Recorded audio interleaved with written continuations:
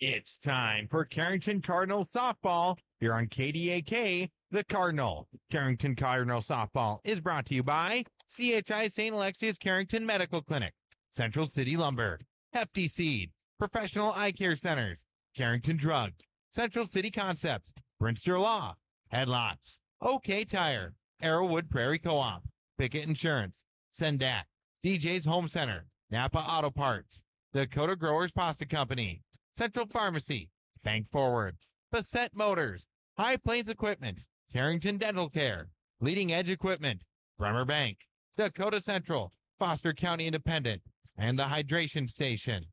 And now, let's go out to the ball diamond for your voice of the Carrington Cardinals. Here is BJ Walters.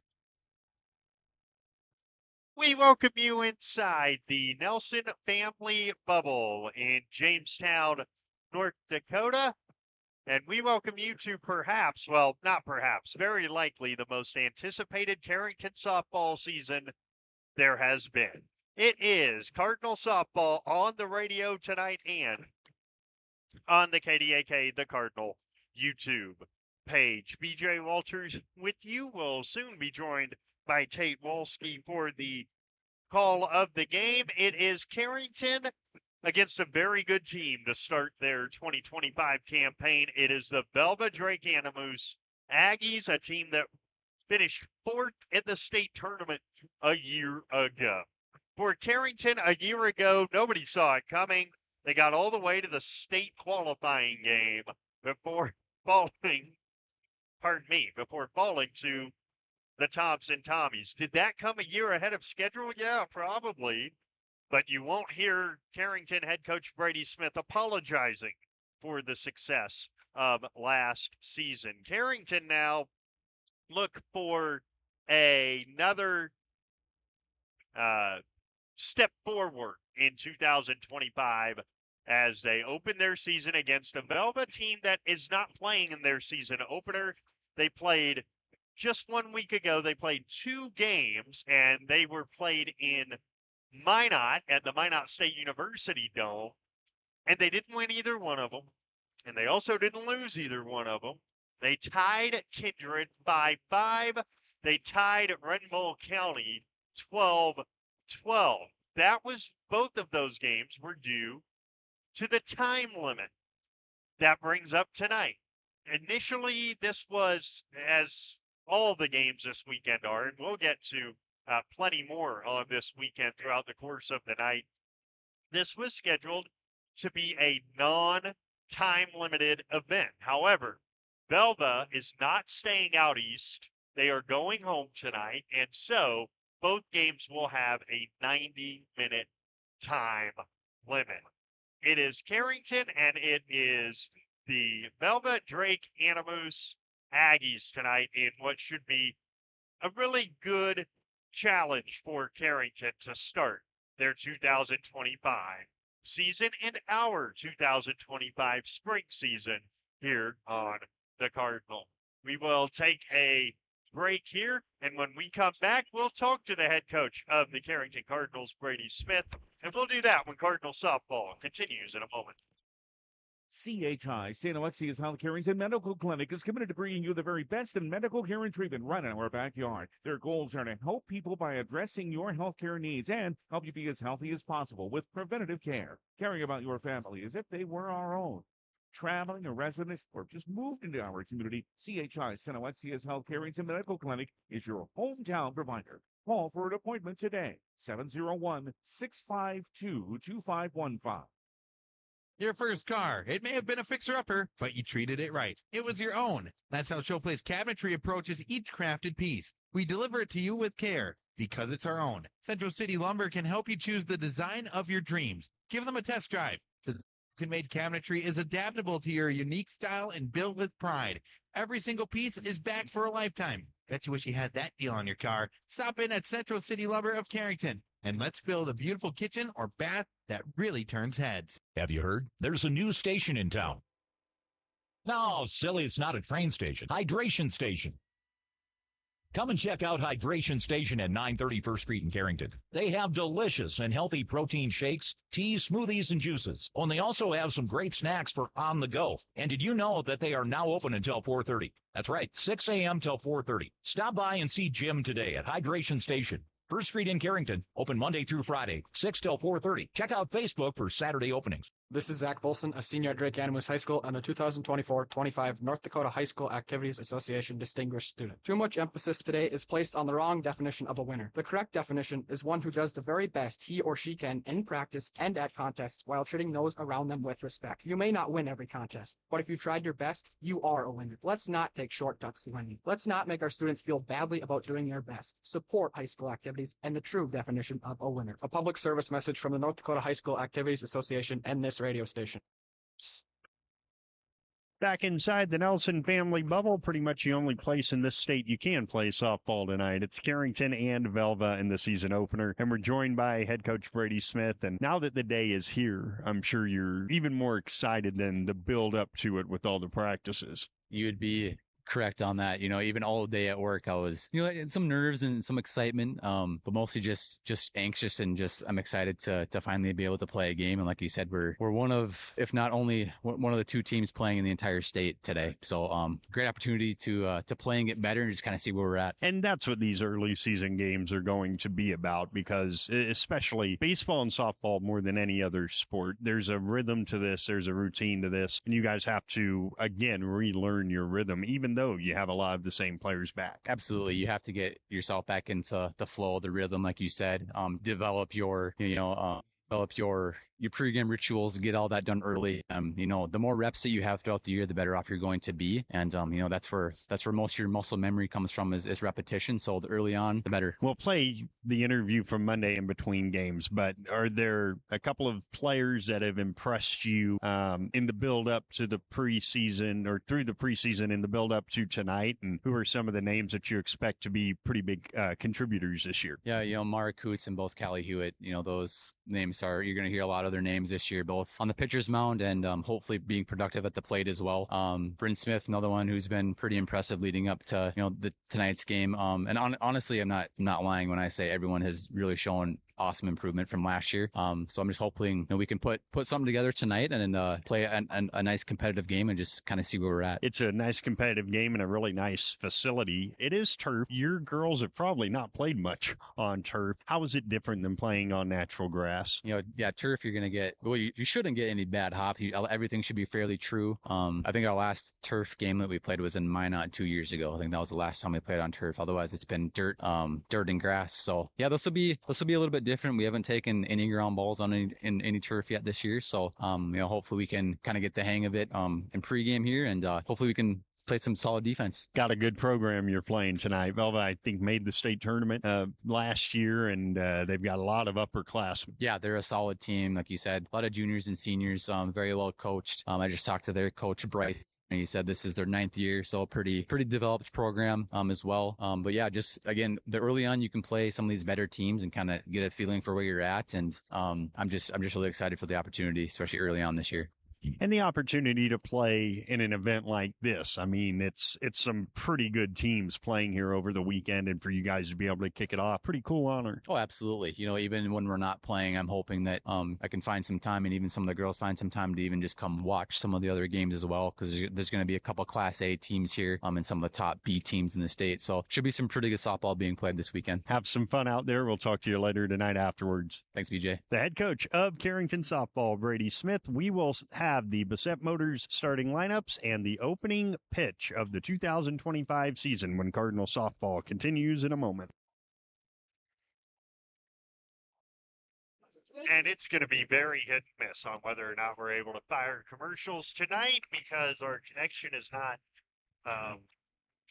it's not the same as it auto parts for your usually car is. or truck Of in course, Carrington. this is Let us a use our Napa know-how makeshift to help you find the right softball. battery, brakes, filters, headlights, wipers, or other parts you need to get your job done. We also stock tools, equipment, and many other items for cars, heavy-duty trucks, marine and farm equipment. Order your parts online or drop by today at 490 8th Street North. Call 652-3663. Your Carrington Napa Auto Parts team looks forward to serving you today. Dance at the Hey Cardinals fans, whether you're driving to the big game or just cruising around, OK Tire Store has you covered with the best selection of Bridgestone tires for your car, truck, SUV, or minivan. With Bridgestone tires, you can tackle every road with confidence and enjoy the journey ahead. The team at Carrington's OK Tire Store is here to provide top quality tires and service you can trust from employee owners. Visit OKTireInc.com or stop by the Carrington location today. Go Cardinals! Carrington sports fans, want to stay on top of all the local action? Catch what you missed by checking out the Foster County Independent. From game-changing plays to memorable moments, we've got you covered with the most in-depth sports coverage in town. And don't miss our stunning photo galleries that capture every thrilling moment and winning smile. For the latest scores, stories, and stunning sports shots, grab your copy of the Foster County Independent today or visit us online at fosterconews.com. Don't rely on the full great deal. Come on down and get a guaranteed great deal with low interest rates and Silverado heavy duties and huge savings on remaining 2024 models. You're sure to find your pot of gold this month at Bassett Motors. Stop in, call 701-652-2955. Schedule a test drive today. Where our customers say friends.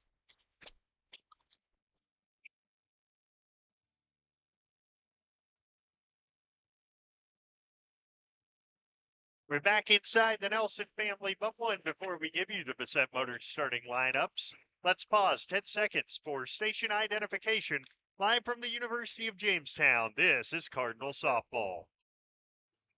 The Cardinal is AM 1600 KDAK, Carrington, and FM 100.1 K261EW, Carrington. Locally owned and operated by I3G Media.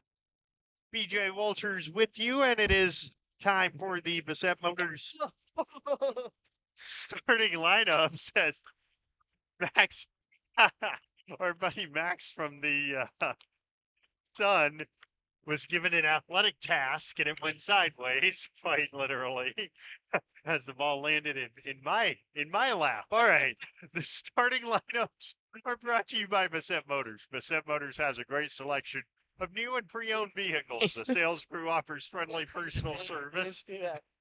Bassett Motors, where our customers send their friends. Call today, 652-2955. The visitors are Velva, and they lead off with their pitcher, Grace Ballas. The center fielder, Quincy Bruner, hits second. Abigail Hudkins is the third baseman, hitting third. Emma Ballas is the shortstop, hitting cleanup. The first baseman is Kinley Peterson, hitting fifth. Fallon Hudkins is in left, hitting sixth. Tessa Clemens, the catcher, hits seventh. Jenna Lonis, the second baseman, hits eighth. And Leah Volochenko, the designated player, hits ninth for the right fielder, McKenna Panchak. For Carrington, their defense, left to right in the outfield, Bailey Ness, Aubrey Neese, and Cambry Linderman.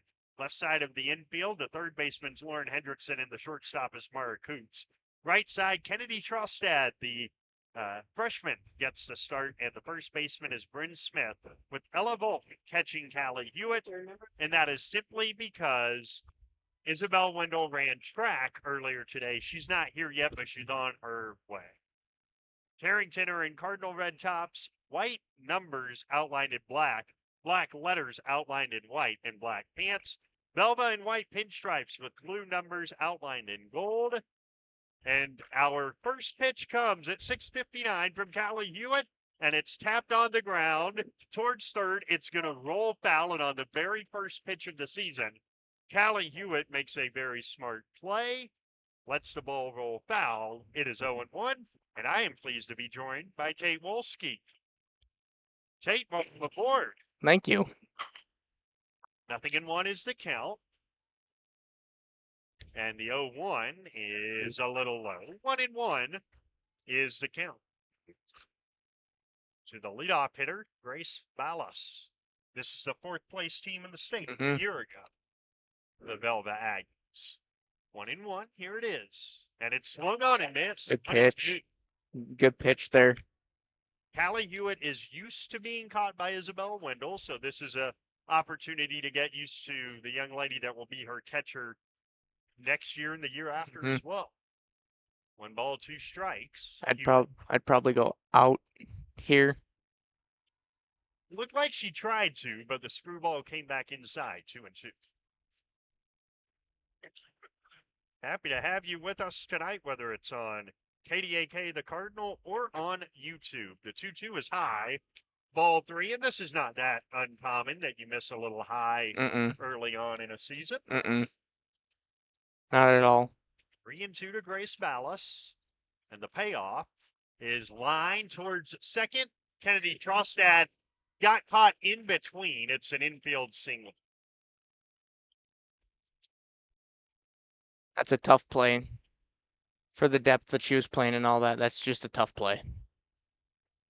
And so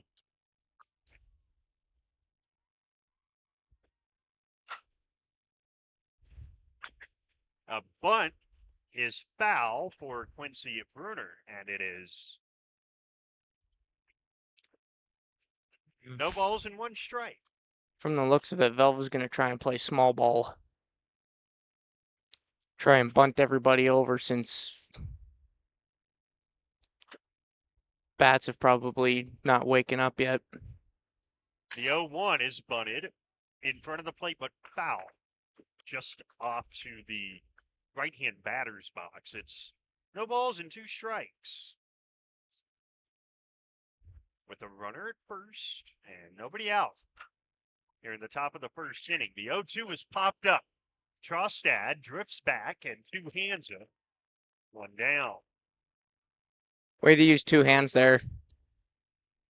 A lot of these younger kids, you can't emphasize that enough. Using 2 hands when catching a pop fly. You cannot stress that enough.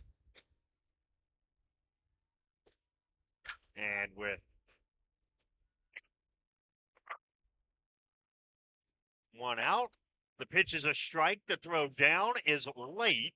A stolen base for Ballas on strike 1. Good jump there by the Velva runner.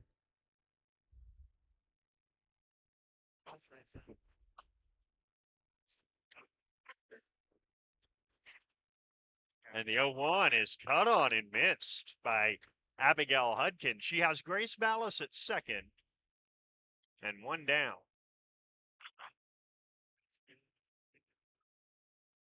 And a foul straight back, and it's no balls and 2 strikes. Now our camera is up and to the right, and you might think it's safe, but the camera was in the same location for the Jimmy's game on Sunday, and it took a direct hit. I might go get one of those fall balls later. The 0-2 is high. 1 ball and 2 strikes. Might have to consider that. Runner at second. And 1 out, and that's fouled straight back. Still 1-2.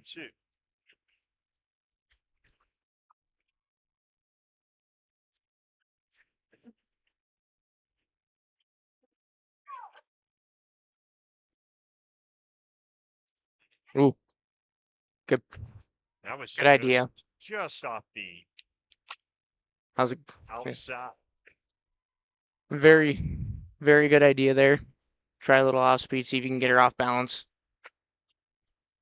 And now a pop-up foul and out of play, and it's still now 2-2. And Tate's going to go get that one. 2-2 the count.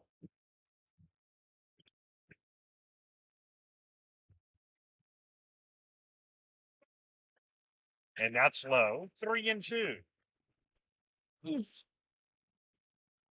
Well, I got my cardio workout in for the day. Pretty much done with that, are you? Yep. And that's inside ball 4, and it gets away, and down to third is Ballas. And now they try to steal a run, and they will. Ballas will come into school on ball 4, and then go down to second. And Velva leads 1-0.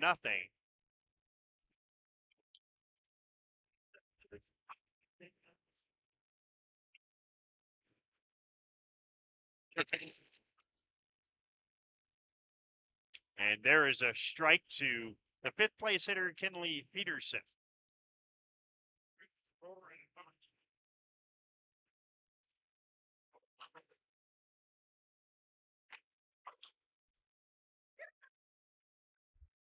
And that's a wild pitch, and moving to third base is Hudkins.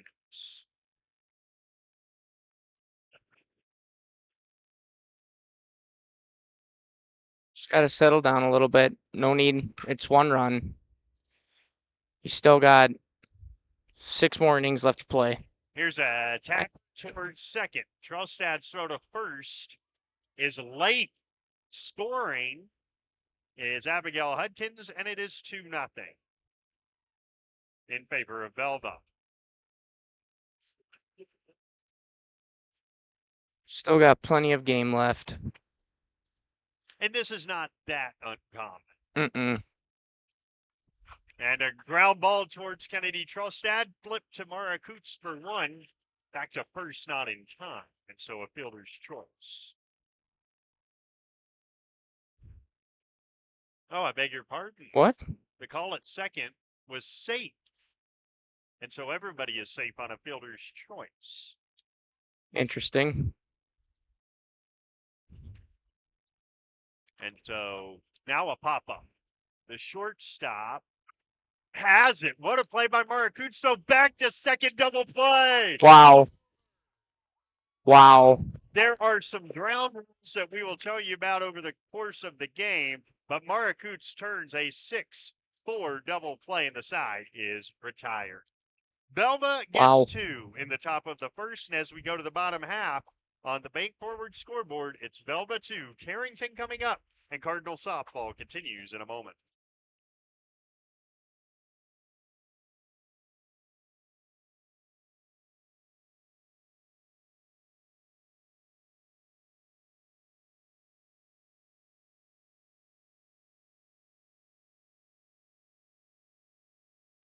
The Carrington lineup, since we're having a lot of connection issues, we're just going to go on with it. The Carrington lineup is led off by shortstop Mark. Smith is at first, hitting second. Callie Hewitt, the pitcher, hits third. Lauren Hendrickson's a third baseman batting cleanup, and Ella Volk, the catcher, hitting fifth. The left fielder is Bailey Ness, hitting sixth. Kennedy Grostad. It's also why we give back. Run a commercial. In the wonderful places we call home, the best they can be. Stop next door. Powered locally at Cenex. Visit your local Arrowwood Prairie Co-op in Carrington, Wimbledon, Cooperstown, and Sutton. You see what we mean with the hit and miss on the commercials. Can't even tell when one has played, and we're going to try and work on that, but the issue is the connection. So might be difficult to fix that. Nonetheless, now the Carrington Bassett Motors starting lineup. The shortstop, Mara Coots, leads off. Bryn Smith's the first baseman hitting second. Callie Hewitt, the pitcher, hits third. Lauren Hendrickson's the third baseman batting cleanup. Ella Volks, the catcher, hitting fifth. Bailey Ness is in left field, hitting sixth. Kennedy Trostad is the second baseman, hitting seventh.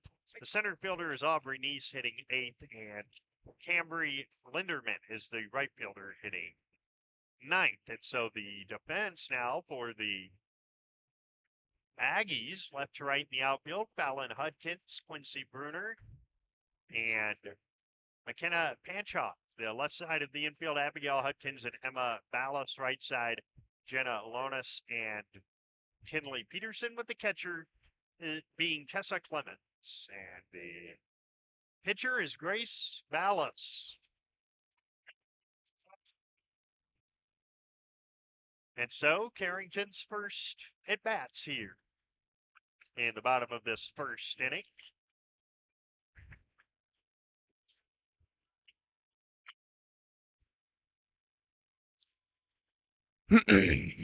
Here is Maracoots, 4 home runs last year. If you get that out of a leadoff hitter, you're probably going to have a very good season. She swings and misses here. It's 0-1. The freshman shortstop, when she's not the shortstop, most of the time, her and Callie Hewitt will just flip-flop, pitcher. Mm-hmm. And Callie will be the shortstop. 0-1. Here it is, and it's low. Ball and a strike. It will be Coots, then Bryn Smith and Callie Hewitt in the home first inning, game 1 of the season. 1 ball, 1 strike. And here it comes from Ballas. It's inside. 2-1. This is the team, Velva, that upset Mayport CG in that state quarterfinal 2-1 last year that really surprised the state. 2-1,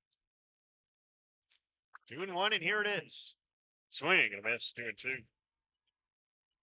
We talked about this in pregame with Brady Smith, but you do have to get used to game at bats, game speed. That's what this first inning has been. Now the 2-2. Look, 3-2. If you're Mara here, you'd probably want to be sitting probably something up because she's going to try and get you to chase something up. That or she's going to get you to try to reach out to the outside. 3-2. And the payoff is hit in the air, deep to right center field, and a near collision. The ball is caught by the right fielder. Boy, that was very dangerous. That was but the right fielder makes the catch, and there's one down. That was a moonshot, not gonna lie. Certainly was. That'll bring up Bryn Smith. Hung up there for the longest time.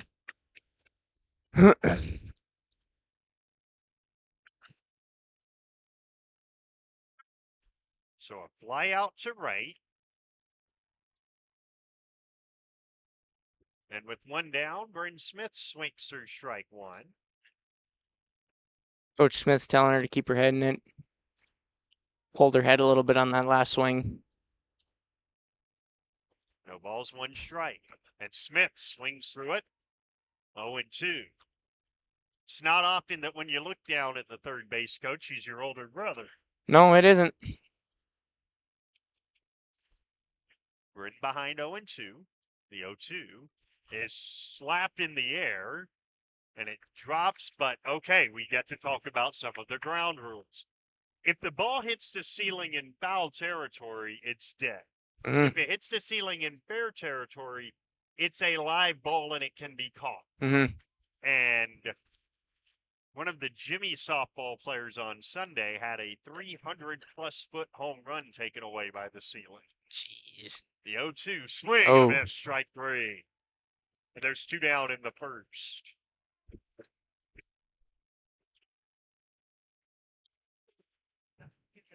Pulled the string a little bit. So with 2 down, Callie Hewitt will hit.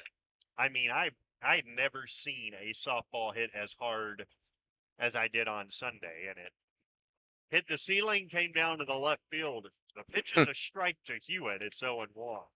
And when the ball hit the ceiling, it was still going up. It was crushed. Oh, God. 0-1. Here's the pitch. Swing and a miss, 0-2. If they were playing that game at Trapper Lawrence Field, it would have been a 300-foot home run. True. Nothing into the count. Of course, why are we complaining? We're the only game that can be played in this state tonight after the snowstorm that we got. True. That's low, 1-2. Ball and 2 strikes to Callie Hewitt. Mother Nature forgot to take her bipolar medication and forgot it was spring. The 1-2 is swung on and missed. The throw to first is in time. And it is a 1-2-3. Bottom of the first inning. No runs, no hits, no errors, nobody left. I have no idea if this is going to work, but after an inning on the bank forward scoreboard, 2-0 Velva. Cardinal softball continues in a moment. Do you want to make sure homework time isn't spent on games and video streaming? Dakota Central can help. With Experience IQ, you set limits to ensure your kids aren't playing when they should be doing homework. With premium managed Wi-Fi from Dakota Central, you can create healthier internet habits for your children from the easy-to-use Command IQ app. Learn more about premium Wi-Fi and Experience IQ today at www.dakotacentral.com.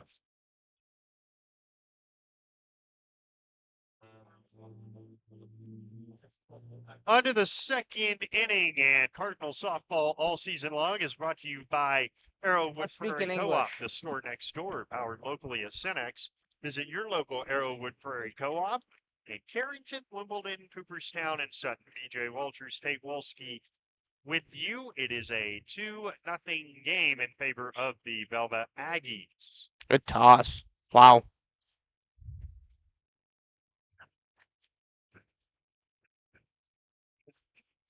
If you're Carrington here, you use that first inning and you got all the jitters out. Now it's time to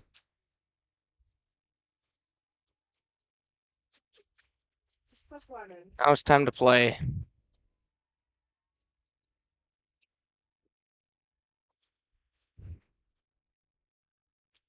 So the first pitch is up, ball 1.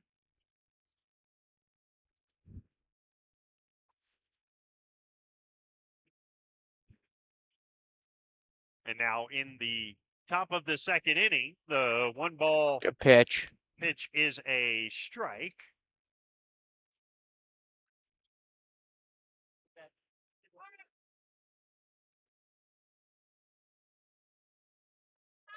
And the pitch is wide. 2 balls and 1 strike.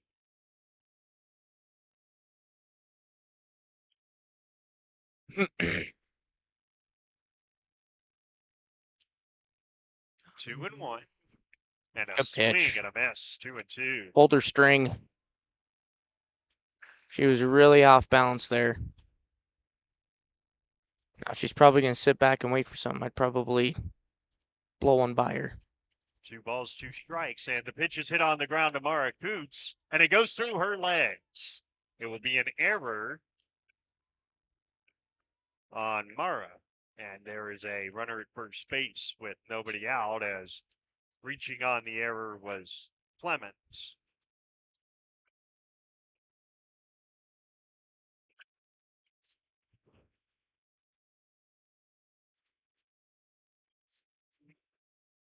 Going to have a courtesy runner at first base, and it's Hayden Williams, number 17. First pitch is low to Jenna Lonis, and it's 1-0.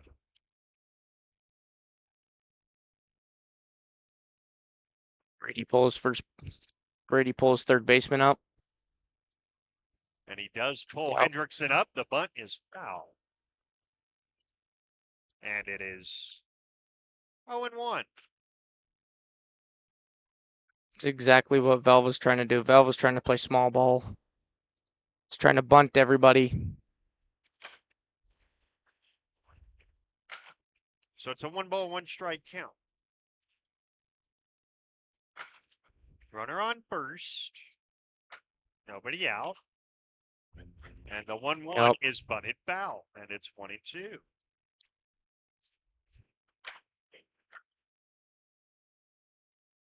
So 1 ball and 2 strikes to count. Carrington has already turned 1 double play tonight. It was not your orthodox double play at all. 1-2. Hewitt throws. And it's strike 3 called over the inside corner. Got a whoa. A strikeout looking. And for Hewitt, it is her first strikeout of the season. And that'll bring up the designated player, Leah Volochenko. Bunt. And she's Pulls. bunting, taking a ball. The throw down to second is not in time. A stolen base with 1 out. They are really stressing the small ball. Good toss there by Ella.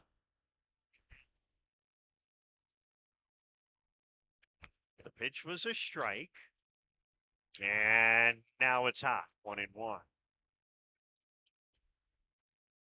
I could see him bunting through everybody's first time through the order and all that, but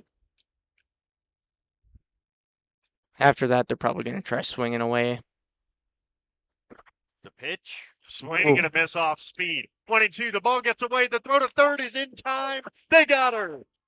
What a nice throw by Ella Volk right to Lauren Hendrickson. From her knees. That's a great play. 2-5. Caught stealing. And the count's 1-2 rather. It's a great play. Throwing it from your knees, that's a great play. You can't teach that. Certainly is. And that's high. Ooh. Ball 3. It's a good pitch. Try getting her to chase.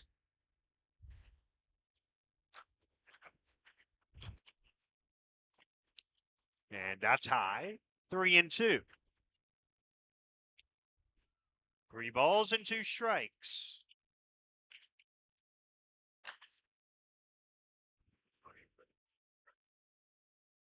And that's ball 4 low. So a walk. Second one for Callie, and it's back to the top of the order.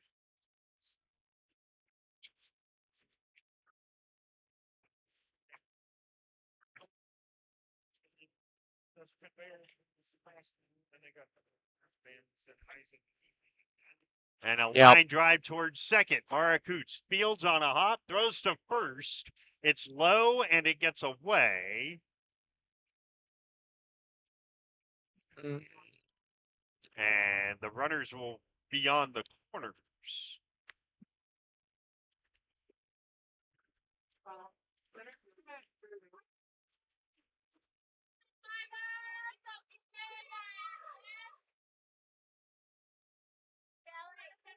So it's Quincy Bruner now with runners on the corners. And that gets away. The flip home is late. Ooh. Scoring on the play is Volochenko to make it 3-0. On ball 1.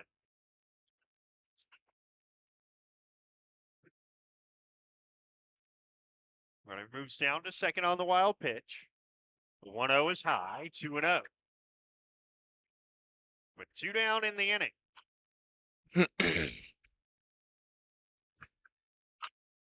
2 balls to count. There it is. Taps. Back to Hewitt. Throw to first. Good. Side retired. But another run for Velva. And so as we go to the bottom of the second inning, our score, Velva 3, Carrington 0, and Cardinal softball will continue in a moment. When you're thinking about insurance, think of Bickett Insurance. Bickett Insurance, through our partnership with Auto Owners Insurance, can take care of your farm, home, auto, business, or life insurance needs. The agents of Bickett Insurance have over 115 years of insurance experience. We know how to design policies to protect the things important to you. Give Bickett Insurance a call today. Bickett Safety. Bickett Safety.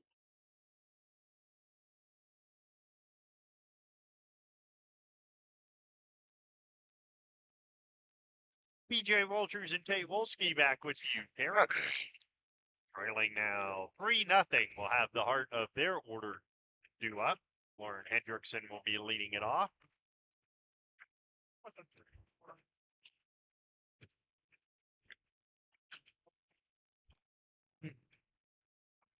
Throw it. Throw it. Hold on, I'll be right back.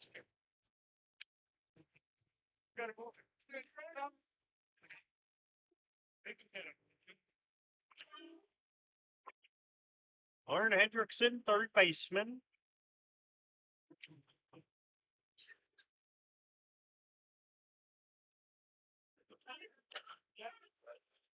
Thanks.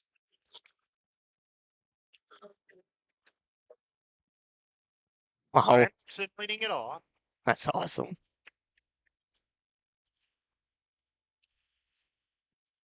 And a swing and a miss. It's 0-1. Little late. Foot down quicker. 0-1 is the count. And the 0-1 is high. 1 ball. Look out. Look out. Got a headhunter. 1-1 to the junior.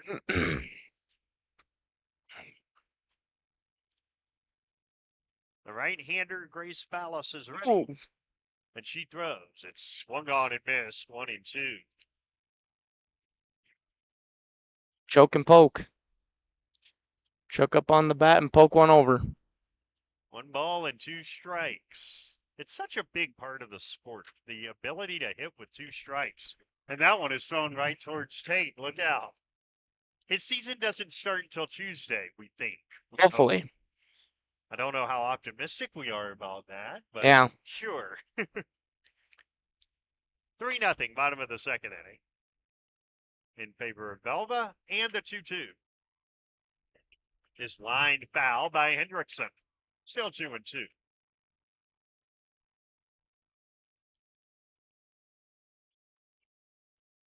Happy you could join us tonight, whether it's on the radio or on YouTube. 2-2 the count. And the 2-2 hit off the ground, off the end of the bat, right back to the pitcher, Alice, who throws to first. And there's 1 out in the inning. I hate those. Right off the end of the bat. Do you prefer them off the far end or off the backhand? I'd much rather have them off the handle. Yeah. I hate the end of the bat, especially when it's cold. Just sits there. Just sits there and makes your hands ring. That's a good point. Here's Ella Volk, the catcher. Takes a high strike in the belt. It's 0-1. You know,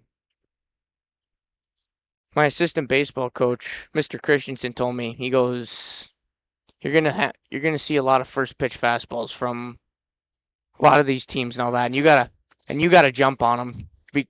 Like he said, what he taught his kids is first pitch is 99.8% of the time is probably going to be a fastball. You just jump on it. Don't sit there and watch it because you don't know if you're going to get another good pitch or not. 0-2 now, and a swing and a miss, strike 3. And a strikeout for the right-handed sophomore Grace Ballas. 2 down, and that'll bring up Bailey Ness, the junior outfielder. You know, maybe Coach Christensen should coach the Pirates because they do nothing but take first pitches. There's ball 1. I can't say I support the Pirates. Lucky you. I know. Funny though. I am really lucky. I get to be a Phillies fan. Here's a 1-0. Fouled off, 1-1. Actually, it may have been missed. At any rate, it's 1-1. We're in the home second inning, and it is 3-0 in favor of Velva. Game 1 of a doubleheader. Both games are 90 minutes. And a swing and a miss, 1-2. You can tell that one team has played games, one team has not, because Carrington's just that much late on the fastball that comes with it back. Yep. 1-2. Give him a chance, though. 1-2. Swing and a miss, strike 3. And the side is retired. 6 up, 6 down for the right-hander Grace Ballas. And as we go to the third on the Bank Forward scoreboard, still 3-0 Velva. Cardinal softball continues in a moment. Here at Sendak Cooperative, we're here to provide you with all the products and services you've come to rely on for your farm operation. Please give us a call for all your fertilizer, seed, energy, and fuel needs for this year's growing season, and let us help you with all your grain marketing decisions. You can contact us today at any of our locations in Central North Dakota or visit us on the web at sendakcooperative.com. Sendak Cooperative, helping farm owners grow and succeed today and into the future. On to the third inning. It's 3-0 Velva.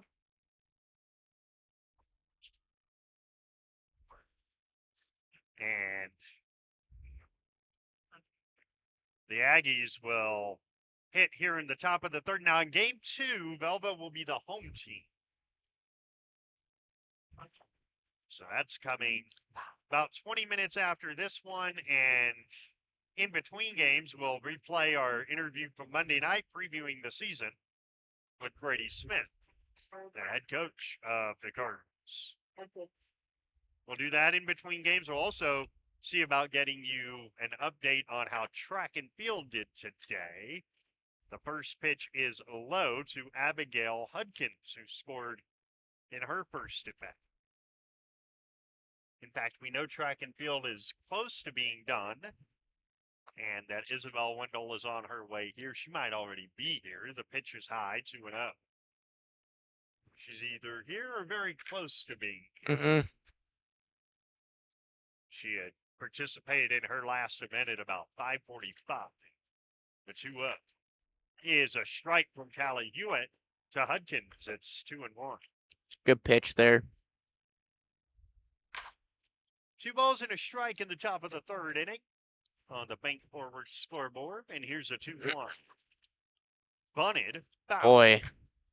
2. Boy, they are really, really stressing the small ball. Holy smokes. It's not a bad strategy early in No. the season. No, it isn't. And on turf. yeah, on turf, you don't know if you're going to get a good bounce or not. And if you get a good enough bounce and that third baseman or first baseman's charging, it's probably going over their head. 2-2. Bounce stand 3-2. We expect that Isabel Wendell will be behind the plate in game 2. Could be Mara Coots pitching. We'll see. Wouldn't surprise anyone, I don't think. Here's a 3-2 and a tie. Ball 4. So a leadoff base runner, and that will bring up Emma Ballas.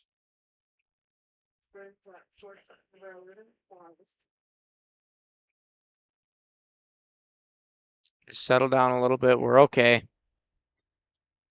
Infield straight away. Is Ballas bunting? No, she takes ball 1. It's 1-0.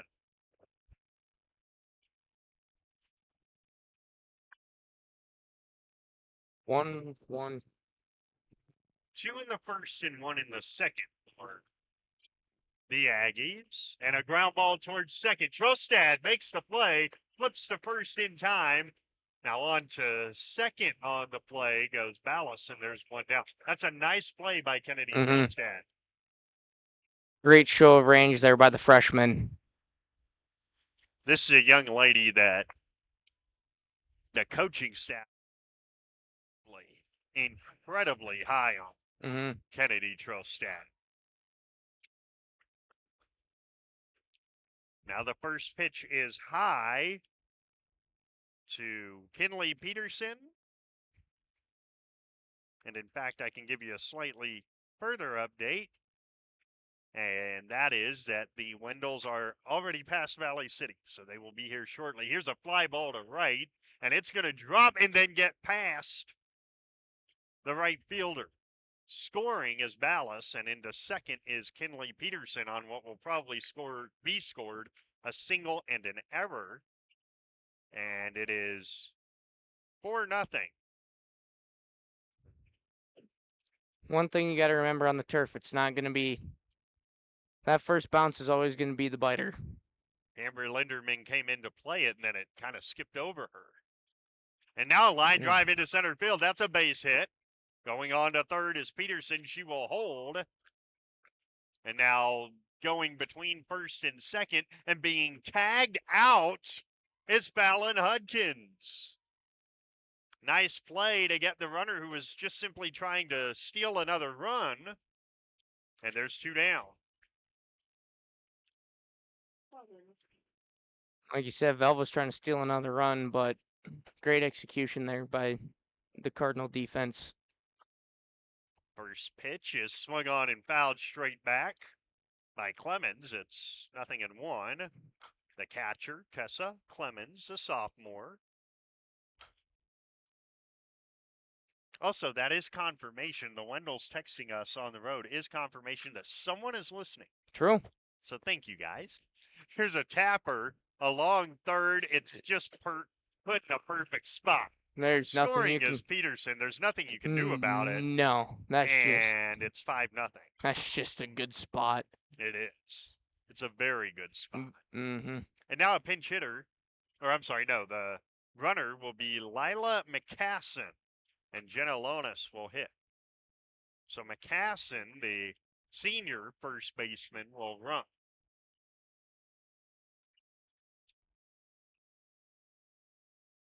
First pitch to Lonis. She shows bunt and fouls it off. What a bare hand play that was by Ella Volk, just in case. Oof.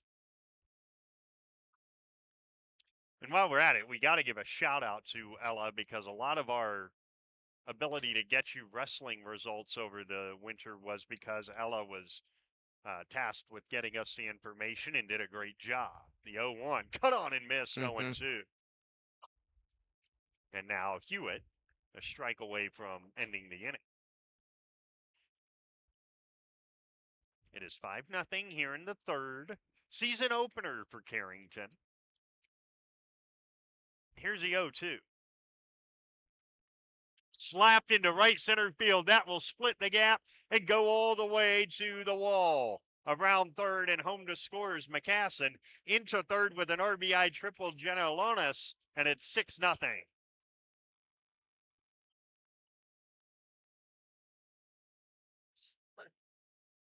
That ball was ripped. That was. You couldn't have placed that ball any better. Not at all. And Leah Volochenko will hit.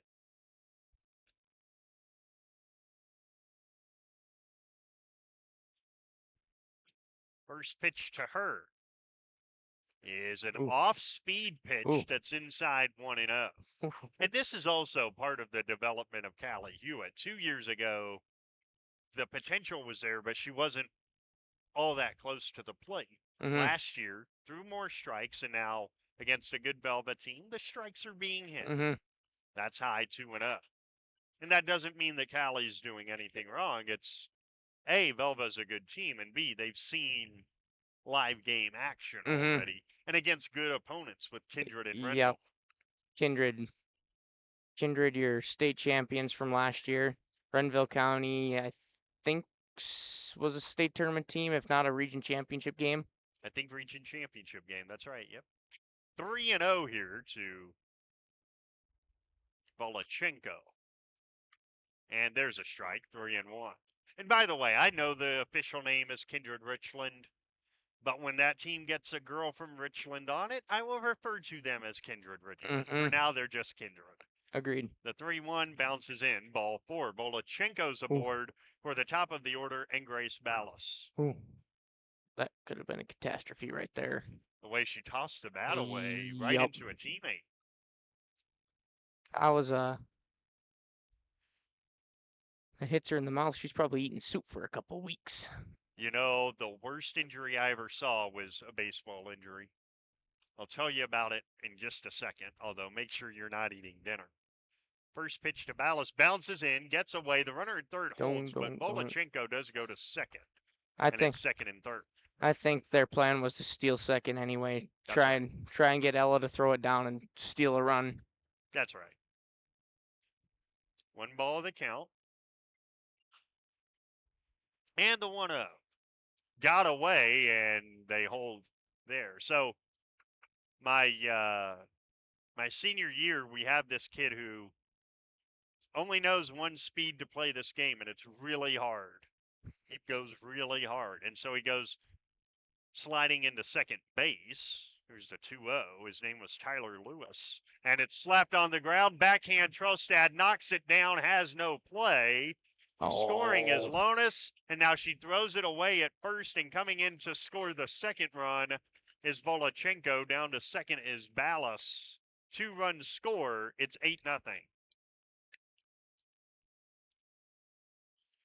And Brady Smith to the circle for a Dakota Central visit to the circle, and Dakota Central will be sponsoring all of our timeouts basically in baseball and softball. Learn more about premium Wi-Fi and experience Command IQ today at dakotacentral.com. 8-0.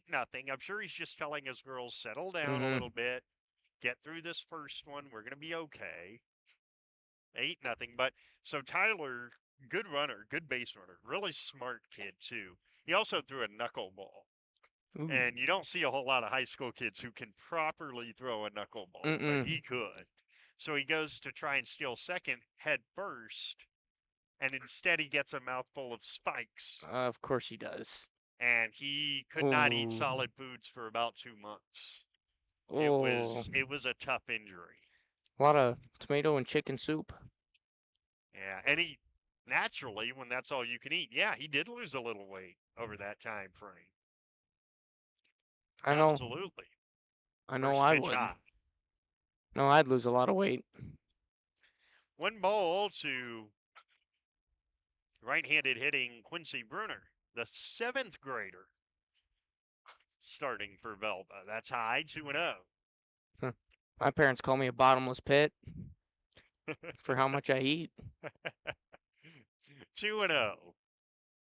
Well, when you're an athlete, you almost have to these days. True. 2-0 is a high strike. It's 2-1. 2-1. We are 8-0 in the third inning. Velva has scored 5 times in the inning.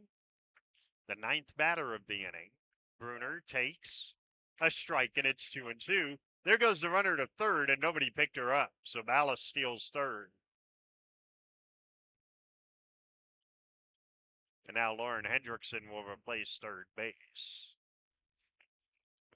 Sometimes you got to play ground screw. Nothing wrong with that. That's right. 8-0, runner at third. 2 down, and the 2-2 is hit on the ground up the middle of base hit. Coming in to score is Ballas, and it's 9-0. It's not like she's throwing a bad game. They're just poking it where nobody's at. Yeah, and it's not hard to see how this was a state tournament team last year. In the 4th place team, they lost to Beulah in the 3rd place game. And now a high fly ball that hits the ceiling and comes down. It's a foul ball off the bat of Abigail Hudkins. So, again, that's the rule. If the ball hits in foul territory and comes down, you can catch it and get the out. But if it lands like that, then it's just a foul ball. 0-1. And now the 0-1.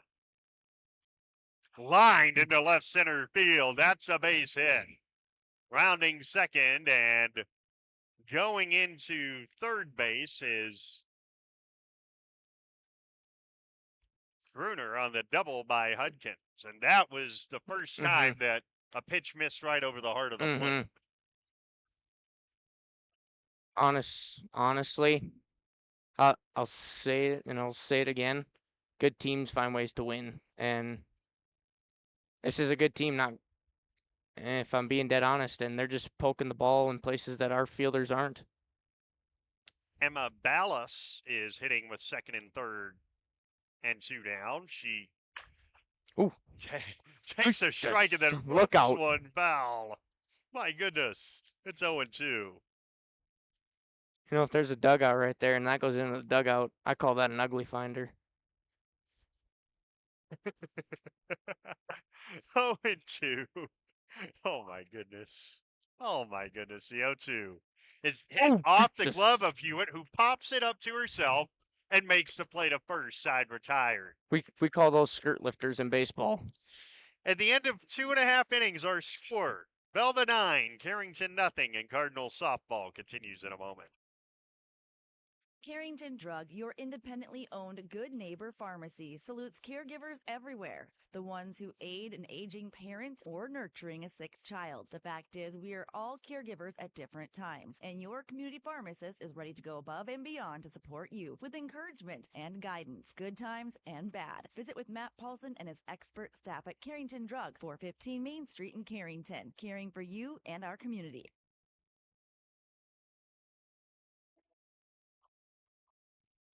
Cardinal softball all season brought to you by Bickett Insurance. For your free estimate on auto, farm, home, business, or life insurance, call Bickett Insurance 652-1775, located near the roundabout in Carrington. BJ Walters, Tate Wolski back with you. 9-0 Velva on to the bottom of the third inning. And it will be the lower third of Carrington's batting order here in the third inning. I love hitting in the bottom of the order. I loved it. Are you politicking to keep your 9-hole spot? I'm trying. I'm honestly trying. But from the sounds of it, I don't think I'm going to be able to. Kennedy Trostad leads off, the freshman second baseman. against Grace Ballas. Need you higher in the order, do they? Yeah. And the pitch is a strike to Trustad. It's 0-1. 0-1 is the count. By the way, the countdown clock is on the scoreboard. We have 43 minutes and some odd seconds remaining in the game. 9-0 Velva. The 0-1. Oh, no, And no, I'm no. not sure if that was a swing or a bunt. It went foul. It is 0-2. Now, I once called a playoff game where, and be grateful for the umpires we have here in North Dakota, because some down in Texas are not quite as good. 0-2 the count. Called a slap, a foul, bunt, and strike 3. The 0-2 is strike 3 called on the outside corner. Yep. One down. And that will bring up for Carrington Aubrey Nice. Nice or Nice? Nice. Nice. Aubrey Nice. I thought that was right. Aubrey the junior. I knew I was going to mess that up once this year. First pitch. Check swing. Did she offer? Appeal, strike. Oh. 0-1. All right. Looked like she may have had the rise ball. Just from my angle, it didn't look like she did, but again, I'm behind, so I don't know. 0-1 is the count. The 0-1 is high. 1-1. Yeah. Playoff game in Texas, and they call a slap a bunt foul for strike 3. Didn't even look like a bunt. Oh, boy. Huh. 1 ball, 1 strike, and here it is. There's a strike over the inside. 1-2. That's the one you want to turn Those are the on. ones that you want to turn on and should end up, I don't know. 1-2 is the count. Those are the ones you should turn on and should end up, I don't know, maybe 282. I don't know. I don't know how far this field is. 2 is swung on and missed. Strike 3, 2 down. And Cambria Linderman will hit. Linderman, the only left-handed bat in the lineup. 9-hole hitter. Honestly, speaking of slapping, she is your prototypical slap hitter. True. We'll see if she slaps or if she takes the full swings. First pitch, she does show bunt, and she takes ball 1. Pull back. That ball was very, very high. 1-0. I think it was strike 1. She didn't pull back. Well, we all have it as ball 1, so we'll go with it. 1-0. Oh, okay. That works. The 1-0 is low. 2 balls and no strikes. That works. We're in the last of the 3rd inning, and Velva, with 2 games already under their belts, lead 9-0 over Carrington. Here's the 2-0. There's a strike, and it's 2-1. She's loving that corner. If I'm Carrington, I'd maybe scoot up in the box a little bit. Yeah, there's a lot of space. I mean, the box doesn't get messed up like it does in baseball on turf. And you can see there's a lot of space for Linderman to scoot up if she wants to. The 2-1 is over the inside. And Tate, I think you were right. The first pitch was a strike. She strikes out, and the inning is over. No, it is 2-2. Okay. So it is 2 balls and 2 strikes. That's what I thought, but I wasn't for sure once Cambry took off running. And the plate umpire taps the catcher Clemens on the top of the head as if to say, no, it wasn't a strike. Oh, God. 2-2 the count. Here it is. Swing and a miss, strike 3, and now the side really is retired. We go to the we go to the top of the 4th inning. It's 9-0 Velva. More on what Tate was about to tell you about right after this, as Cardinal softball continues in a moment.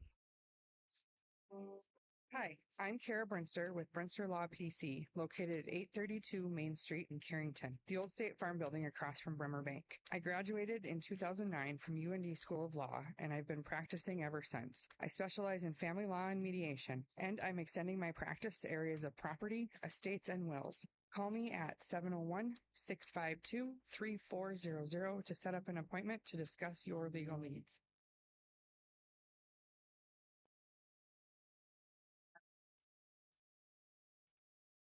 All right. Back in Velva, Tate, what were you mentioning?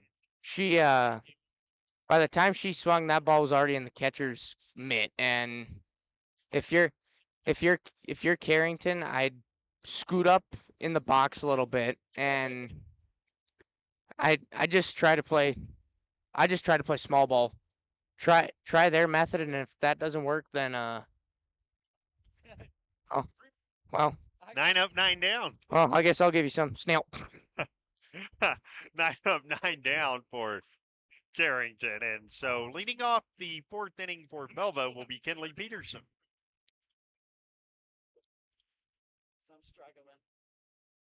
Guess he doesn't want. First pitch is a strike. It's 0-1. 1 strike the count. There's the 0-1. High, a ball, 1-1. Guess we know where we stand in his book. It is a different vibe. Baseball, it's not as, and softball, it's not as fast paced. You got time to say hi to everybody. Yep. Here's a 1-1. Low, 2-1. Lots of Carrington fans have made the trip. Not a huge surprise, I don't think. Mm-mm. Heck, it's indoors. Mm-hmm. Here's a 2-1. I got my. And that's ball 4. I got so my the first pitch was a ball. Got my first baseman sitting over there in a rocking chair. Yeah. Sitting there wrapped up in a blanket. Fallon Hudkins will hit, and we'll get a runner at first, it looks like. And it is Marley Kittleson, the 8th grade outfielder. Got to give a shout out to James Linderman for lending me this lawn chair. Huge thank you to that man. Yep. And so a runner on and nobody out here in the 4th. And the pitch bounces in. Nice play by Ella Volk to keep it in front of her. It's ball 1 to Fallon Hudkins. Right-handed hitter, right-handed pitcher Callie Hewitt. And the 1-0. Bunted foul, and I never played this game because I tried to hit once and it didn't go very well, but even I could tell that the bat had dropped on a bunt attempt. It's going to be fouled back every time. Yep. She tried lunging at it and she dropped her bat. 1-1. Done that a time or two. And or 3. She skies one on the infield. It is caught by Mara Coots. There's 1 down. Now that would have been a foul ball had she not caught it. But there's 1 down. I absolutely despise it bouncing off the bubble. Hoofda. Tessa Clemens will hit. You know, eventually someone's gonna poke a hole through that thing, and next thing you know, it's gonna be quite the story. First to ever poke a hole wins. First pitch is high. The throw down against a stealing runner is late. And Kittleson is into second with a stolen base. There's nothing you can really do there if you're Ella. Runner stopped, she hesitated, stopped, and then finally went. I'll get back to that poke a hole through this thing comment that you made in a second. The 1-0 gets away, and Kittleson's at third on ball 2. I'm sure Caitlin wanted to poke a hole through the thing after what happened to her on Sunday. We talked about it. Oh, goodness. Never have I seen a robbery like that. Here's a line drive out to center. Coming on and making the catch out there was Aubrey Nice, but tagging and scoring. Tag? Question mark? She must have. Kittleson tagged and scored. It's 10-0. I don't know. I didn't see it. I didn't see her go back to the bag, but again, I got a box of softballs in my way, so I'll be fine. 10-0 and a swing and a miss. It's 0-1. My goodness. It's a very good. I mean, you can tell how good this team is. Jenna Alonis hitting. Yeah. And that's high. Ooh. 1-1.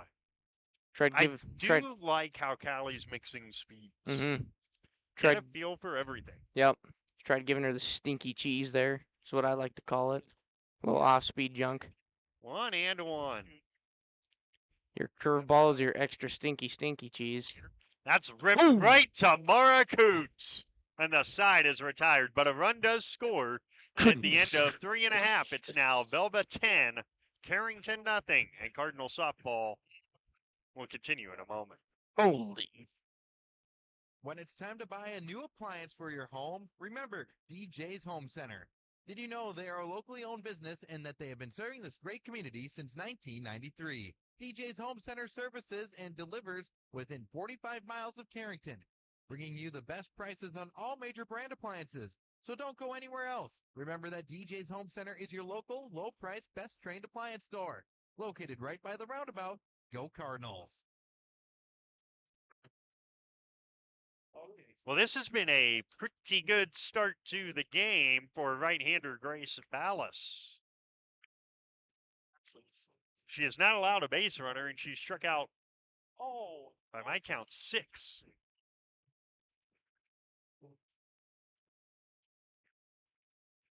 And it's actually not too early to start talking about a potential perfect game. She's retired all 9. Top of the order, Mara Coots, then Bryn Smith, then Callie Hewitt in the 4th inning. See if Mara can get another moonshot. She hit 4 of them a year ago. Of course, Carrington has never in their softball history had a more dramatic home run than the one Callie hit. Yeah. A game-tying home run against PCN in that elimination game. Everyone just took for granted that Carrington was going to be done that day, and then they weren't. Coots 0 for 1, and she takes ball 1. 1-0. A 1-ball count. She turns on one. Look out. Yeah, Mara had 4 of them last year. I don't know if she had any her 8th grade year, or her 7th grade year, rather. The 1-0 is a strike, 1-1. But 4 home runs as an 8th grader is incredibly impressive. 1-1 the count. I mean, that gets some eyes on you. And the 1-1. High ball, too. Mara had a fantastic basketball season as well. Played against some great players. Oh, did she ever? My word. We better not get too deep into the basketball talk tonight, though. No. Or at any point this year. Yeah, I might go stir crazy on you. We might both. The 2-1 is slide foul. Look out! And that's near Tate's dad, and so Tate chases after it. And it's 2-2. Oh my goodness. When he says he's getting his cardio in, he really means it. There's a 2-2, and that is taken. Strike 3 called over the inside corner. Strikeout number 7 for Ballas, and there's 1 down. Toss.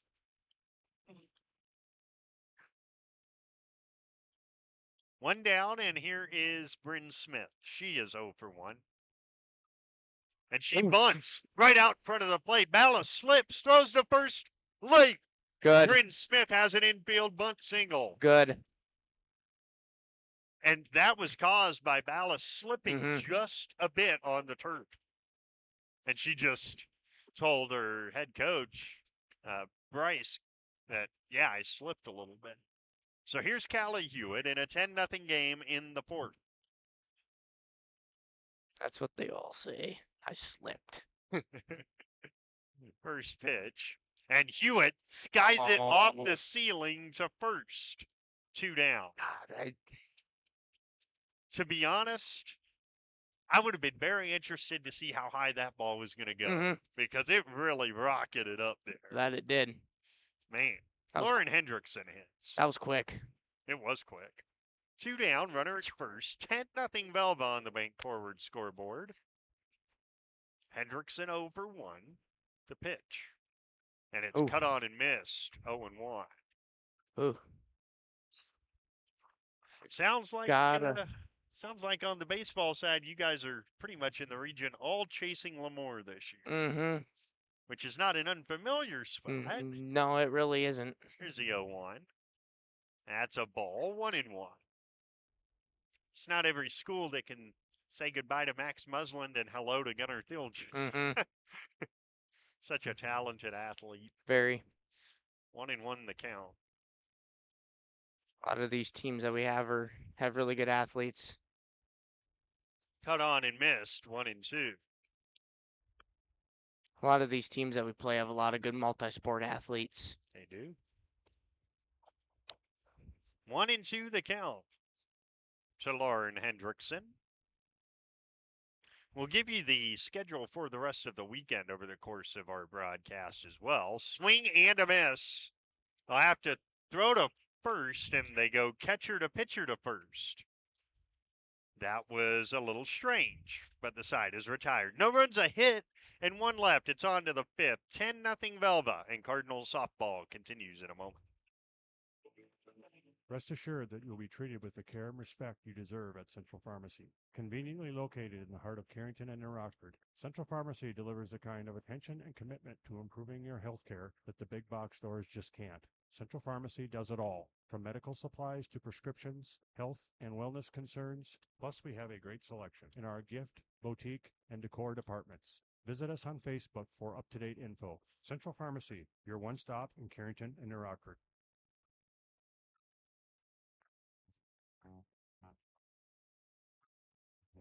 10-0 as we go to the 5th did. inning. What's going on during the break, Tate? We wanted to break up a no-hitter, and sometimes you got to do what you got to do. That's right. That's right. Remember, oh, goodness, must have been 10, 12 years ago now when Cleveland was playing Detroit and someone broke up a no-hitter in the 8th with a bunt single. Started a brawl, for goodness sake. I remember when the Pirates no-hit the Reds and still lost. I remember that as well, yeah. You didn't expect the Pirates to do something good when they threw a no-hitter, did you? No, not really. Leah Volachenko. And leave it to hit. them. Well, I'm not going to be able to escape the strays this year, am I? Nope. That's low, 1-0. We will have, we think, 9 softball broadcasts in the regular season for you. The 1-0. Inside, but a strike to Volachenko. It's 1-1.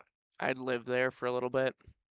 1 ball, 1 strike. Make them adjust, because everything they've been hitting has been either over the plate or outside. And that's exactly what Callie does. She goes inside again, and it's fought off towards the first base Velva dugout, 1-2. Good call, Tate. It's almost like you're good at pitching. I try to be anyway. I try to be. 1-2. And the 1-2 is high, 2-2. Now, this doesn't matter as much at the high school level as it does in the big leagues, but do you guys know who your opening day starter is yet? I think, I don't know. That's still up in the air. 2-2, low, ball 3. And that's a good thing because that tells you got a lot of options. You guys have about 6 arms. I mean, we've got Jameson. We've got a lot of these younger kids who, if 3-2, inside, ball 4. If they develop, they're going to be really good athletes. James Rowe's going to be a really good athlete. He's a 7th grader. Leighton Savageau, Isaiah Otis. Isaiah, I think I already said Isaiah. But we've got a lot of good athletes that are coming up if they really stick with it. The runner Volachenko bluffs on ball 1 to, want to make sure that's still Grace Ballas up there, and it is. Back to the top of the order. In a 10-0 game, you just want to be sure, and Ballas takes a strike. It's 1-1. Yeah, you guys have solid depth, even though you've only got, I think Coach Shipman said about 15 guys. The 1-1 hitter. and there's 2 on with nobody out. Well, and another thing with that depth too is that they're really young and all that, which is a good thing and a bad thing. I mean, Courtesy runner Adriana Lunde will run for the pitcher Ballas as Quincy Bruner comes to the plate. 10-0 in the 5th. Cardinals softball all season long brought to you by Brinster Law. Brinster Law specializes in family law and mediation, but is here to help with any legal questions. 652-3400. A good bunt in front of the plate. Hewitt's only play is to first. It's in time. Sacrifice complete 1-3. Both runners move up, and there's 1 down. I don't know. Good bunt. That is. You couldn't ask for a better bunt. Abigail Hudkins will hit now. Hewitt throws, and it's inside, ball 1. And there's pros and cons of having young depth, because when you've got the young depth, you can develop them, but you put them in a situation sometimes that you can't mock in a practice. 2 balls, no strikes. And Brady Smith has not been shy about doing that at all since the birth of the Carrington program, now 4 years. This is the 4th year. Here's a 2-0. Up, ball 3. I mean, Callie Hewitt was the pitcher from day 1 as a 7th grader. You've got Kennedy Trostad starting as a freshman at second base. You've got 2 freshmen in your middle infield. Yep, that's right. And the 3-0 is a strike. It's 3-1. I still get used to the fact that Mara Coots is a freshman because she's been so good at so many things this year. It's hard to believe. The 3-1 is a high strike, and it's 3-2. But you're right. You've got freshmen at both of your middle infield spots, a junior at third, and a senior at first. The 3-2. Swing and a miss. Callie Hewitt gets the strikeout, and there's 2 down. Callie with a good pitch right there. Pulled her string a little bit and got her to chase the cheese.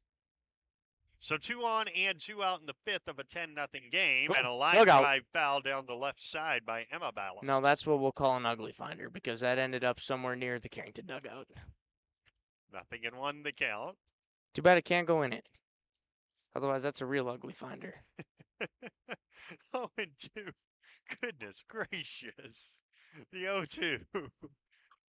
Fouled away into the mid. So a foul tip, 0-2 the count. Nobody's safe from the strays when it comes to Tate. 0-2 the count.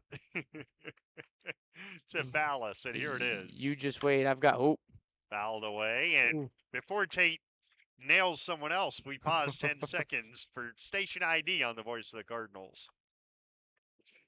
The Cardinal is AM 1600 KDAK, Carrington, and FM 100.1 K261EW, Carrington, locally owned and operated by I3G Media. The 0-2 is an off-speed pitch. It just barely gets to the plate, 1-2. You haven't seen nothing yet, BJ. believe it. I've got some great one-liners. 1-2. Here it comes. Fouled away, still 1-2. Provided baseball plays at the time they're supposed to play on May the 9th, which is relatively early, Tate and I will have Mid-Season Madness softball for you that night. Of course, Tate will be at as many games as he can because his little sister's on the team. The 1-2 is strike 3, and Callie posts her first 0 of the season. But now Carrington must score a run to keep the game going through 4.5, 10-0, and Cardinal softball continues in a moment. The fun is always on tap. I'm heading to Headlocks. Headlocks. Headlocks. Head on over to Headlocks of Carrington for some great deals after the Cardinals game. If you and your friends come in sporting any Cardinals gear, you'll not only receive the friendliest service around, but also special discounts. Ask for more details and visit us on Facebook for all of our happenings. The fun is always on tap. I'm heading to Headlocks. Headlocks. Headlocks, Carrington, North Dakota. Effortlessly manage your farm fertility with Verify. Verify takes yield data directly from your combine and instantly generates variable rate fertility maps based on your nutritional goals. Whether it's building soil, balancing nutrition, or maintaining fertility. And with full integration with John Deere Operations Center, Verify can send recommendations directly to application equipment, no matter the color. For more information on Verify, talk to your hefty agronomist and keep your farm moving.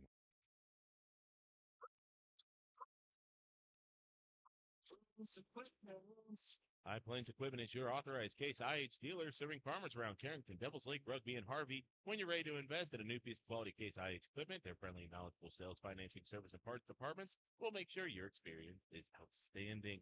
Visit highplainseq.com to connect with your local Case IH High Plains Equipment location. Ella Volk leads off the last of the 5th inning, and she takes a strike. It's 0-1. So it's not a no-hitter, but it's a one-hit shutout that the right-hander Grace Ballas is working on, the sophomore. In the 0-1, swing and a miss, went after the riser. She's got to keep her head in it. Her head's in Valley City when she swings, honestly. Nothing in 2. She's pulling her head. She's got to keep her head in. 0-2, Ballas ready, throws, bounced in, 1-2. How hard is early season games, for a hitter getting that timing back?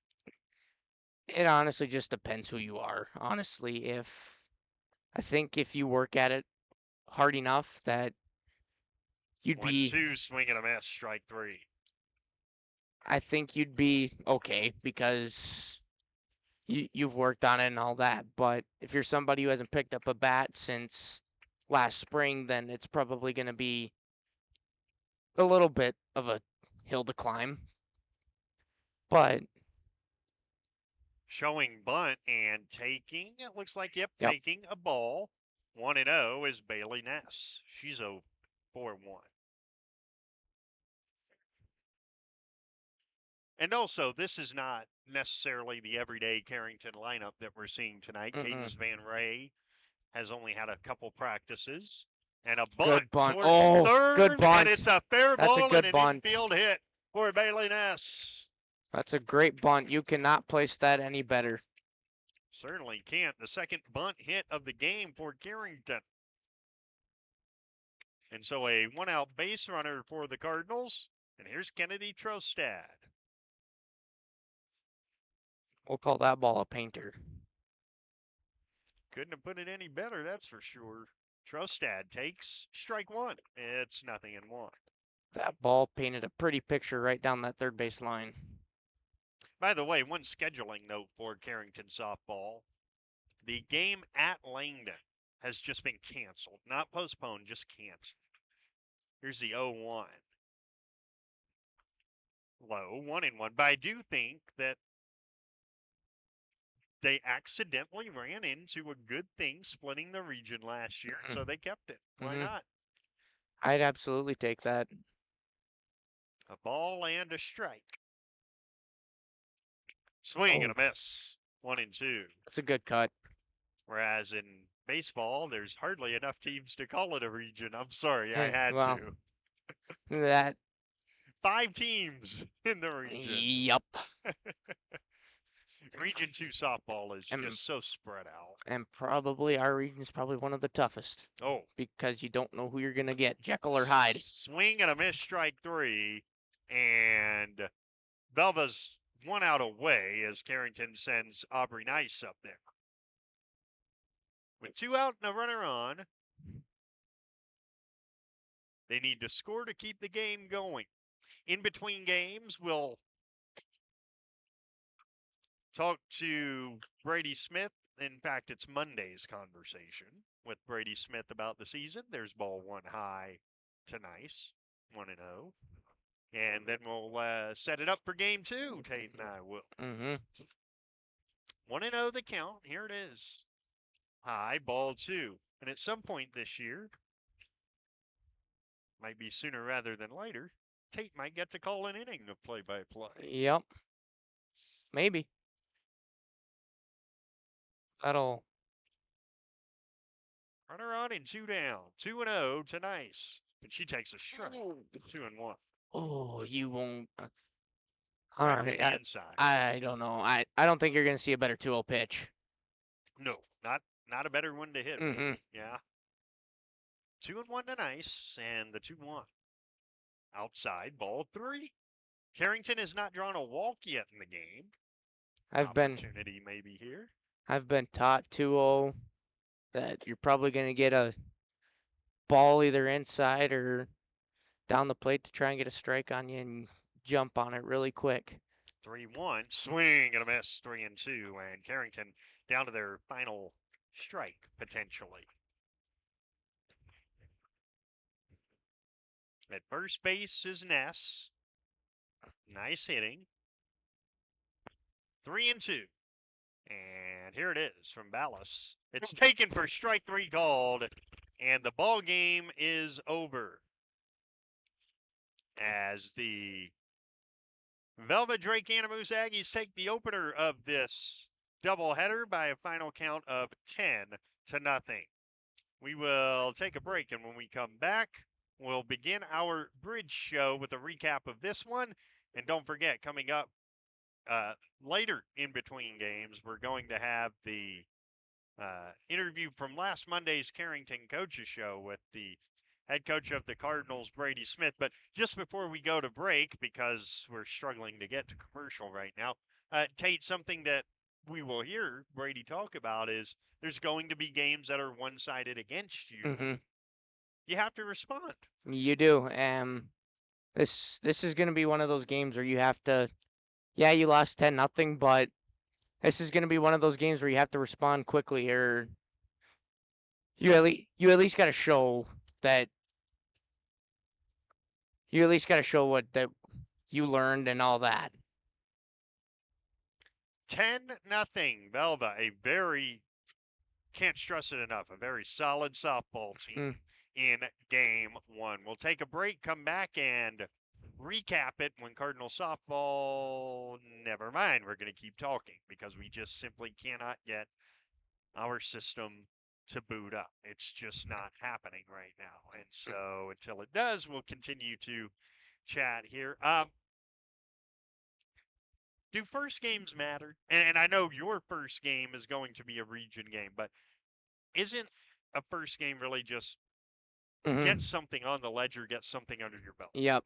I think the first game is just mostly for experience and all that. You see what guys or girls can do, and it prepares you for your big region games and all that, honestly. All right, so 10-0 in game 1. We will have our bridge show next when Cardinal softball continues in a moment. Many dream of 5-star hotels and 5-star restaurants. What about 5-star treatment from your dentist? That's exactly what you'll get at Carrington Dental Care. Dr. J's and Dr. Chaz's gentle, relaxed, and friendly atmosphere will give you a full-service dental experience with 5-star customer service and care. Carrington Dental Care will give you 5-star dental treatment for the entire family. New patients are always welcome. Visit thecarringtondentist.com or call 701-652-2801.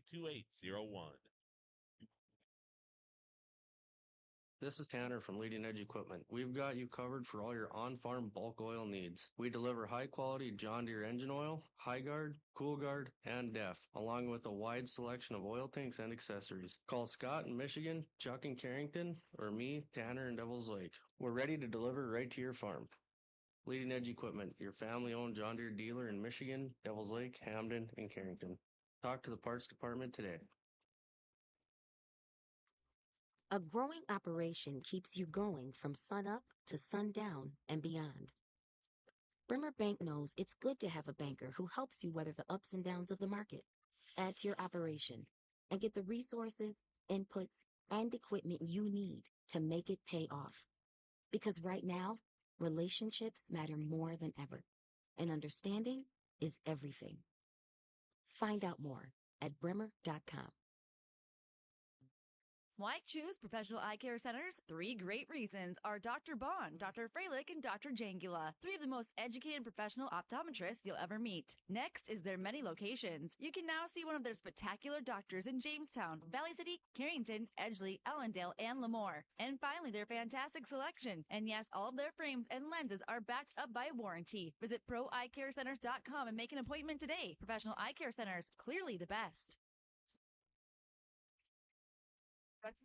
Carrington falls in their season opener by a final count of 10-0 in 5 innings. BJ Walters and Tate Wolski back with you.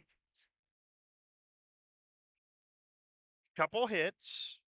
Granted, you had to play small ball, but you had to bunt, but you got to do what you got to do. You got to do, yeah. And Velva really does hit the ball well. They do. I mean, I don't think Callie pitched poorly.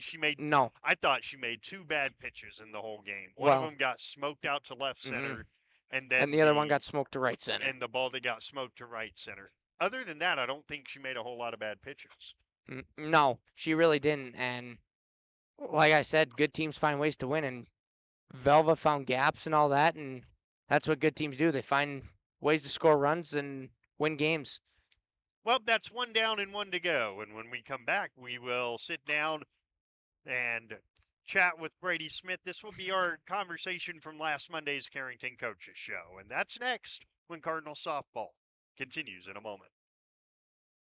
Dakota Growers Pasta Company makes over 100 pasta shapes and formulas for retail, private label, food service, and ingredient customers. Check out a new career with excellent wages and benefits at Dakota Growers Pasta Company or contact Human Resources at 701-540-6152 to help you apply. Ask about our $1,000 sign-on bonus, relocation assistance, and loan repayment plan. Good luck to our Carrington Cardinals. Come make pasta with us. Screen printing, custom gifts, and laser engraving all in Carrington? What a concept. Central City Concepts. They can take your corporate logo, event graphic, or favorite saying and make it sing on t-shirts, coffee mugs, hydro flasks, and all sorts of promotional items. They can also do custom laser engraving, specializing in everything from signs to award plaques to promo gifts for businesses. Check them out on Facebook or call Central City Concepts at 652-5346 during business hours, Monday through Thursday from 9 to 4. Is it time for you to switch banks? Hi, I'm Tiffany Paulson from Bank Forward in Carrington. At Bank Forward, we have everything you get from a big bank, but small enough to give you exceptional service. Make the switch and let us show you the Bank Forward difference. Call 652-2852 or visit bankforward.com today. Putting the customer first since 1927. It's simply the forward way. Bank Forward, member FDIC. We are back inside the Nelson family bubble on the campus of the University of Jamestown, and in between games of this season opening doubleheader between Carrington and Velva Drake Animus. Earlier this week, we had a chance to have a long form interview with the head coach of the Cardinals, Brady Smith, and we started by asking if even he was taken by surprise by the postseason run 1 season ago. You know, if I'm being honest, that's probably the correct answer, and honestly, I don't think a lot of other people, especially other teams in our region, maybe expected that as well. But it was one of those instances where you start to play well at the right time. You gain a little confidence. Sometimes it only takes 1 or 2 wins at the end of the year to kind of get yourself rolling. And I think beating Grafton for that 2nd year in a row in that first round really sparked us going forward to being fortunate enough to play Thompson in that state qualifying game. You guys have pretty much everybody coming back from that team. So because of that, how valuable was that postseason run, knowing that you got everyone back? Yeah, that was the first thing that I told them the first day of practice was, this is basically the same group of girls, and take from what you learned from that last game.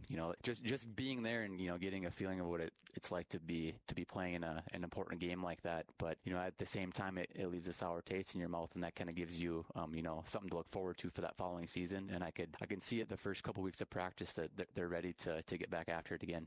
were you surprised the region did as poorly as they did at the state tournament? That's the beauty of the game. That's why you play the game. Sometimes, with softball, baseball, it doesn't really matter. Sometimes the best teams don't always win. All it takes is one dominant pitcher and not being able to hit on any certain day. So, like I said, that's the beauty of the game, and that's why you play the game. So, I think everyone, expected, especially Mayville, to maybe be, up higher in the rankings there, at the state tournament, maybe even to win the whole thing. But yeah, like I said, that's why you play the game, and sometimes that first loss of that first game can, just completely deplete a team, and maybe that's what happened to them. So you come into this season. I asked your dad something in the fall, and it's kind of stuck with me. And the question that I asked him is, in Class A in football, can you even say that getting to the Dome is a goal? And he said, it's not a guarantee that it'll happen if you say it, but it's a guarantee it never will if you don't think it can. So with that being said, is it fair to say that your goal this year is to break through and get to the first state tournament in school history? I think that's a very reasonable goal to have. Again, I haven't said that to the girls at all this year, but in the back of my mind, that should be a very reasonable and achievable goal this year, especially after the last 2 years, what they've shown us coaches, what they're able to accomplish. And, kind of like you said too, it's all in your mindset and your confidence throughout the year. There's games where we might lose, we might get our butts kicked, but how fast can you bounce back from that and, maybe beat a team by 10 plus runs? Like you said, it's all in your mindset, and if you think it and if you believe it, you can certainly make it happen. So on the field, the only position you're trying to replace is first base. You've got enough depth where it's not that big a stretch to replace that position. What are you thinking over there? I know on your roster online, you've got Bryn listed as a first baseman. Yep. Is that kind of where you're thinking? I think that's where I'm going to go for the first couple of games here on Thursday. There's also a couple other players, another one who's probably going to have to play a lot of first base for us when Bryn's not. And it's all going to depend on if we're going to have Isabel, with track. I know there's a lot of days that track meets and softball games fall on the same day. So it's all going to depend on who's there. But I think right off the bat, I'm going to go with Bryn at first base. And do you think you'll have Isabel this Thursday?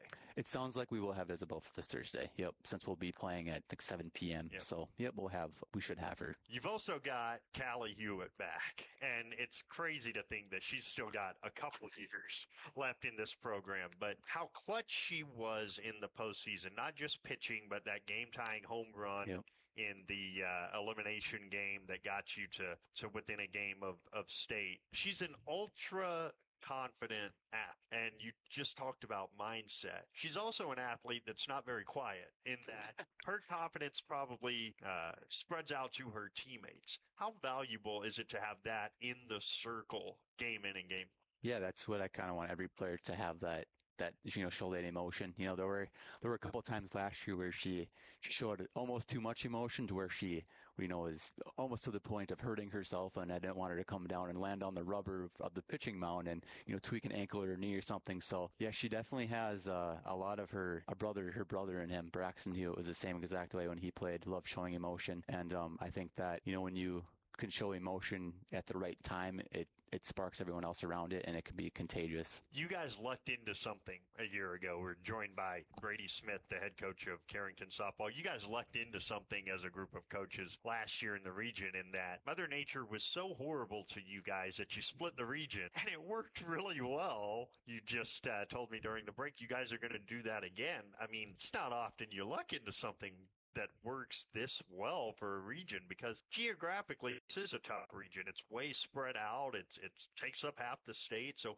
it's kind of nice to have this. Yeah, just like you said, it's going to be the same subdivisions as last year, so we'll be that subdivision south team paired with Larimore, Nelson County, Mayville, and Thompson, and then you'll have Northern Lights, PCN, Langdon, Midway, Minto, and Grafton up in that north region. So yeah, personally, I think that South sub-region is going to be, the toughest region with your two powerhouses of Mayport and Thompson. So, but yeah, we'll see how the season pans out. I know we'll get to play some of those North teams more this year compared to what we got last year. Like we just said, we'll play Langdon 2 or 3 times this year, and then Minto again, and then Grafton.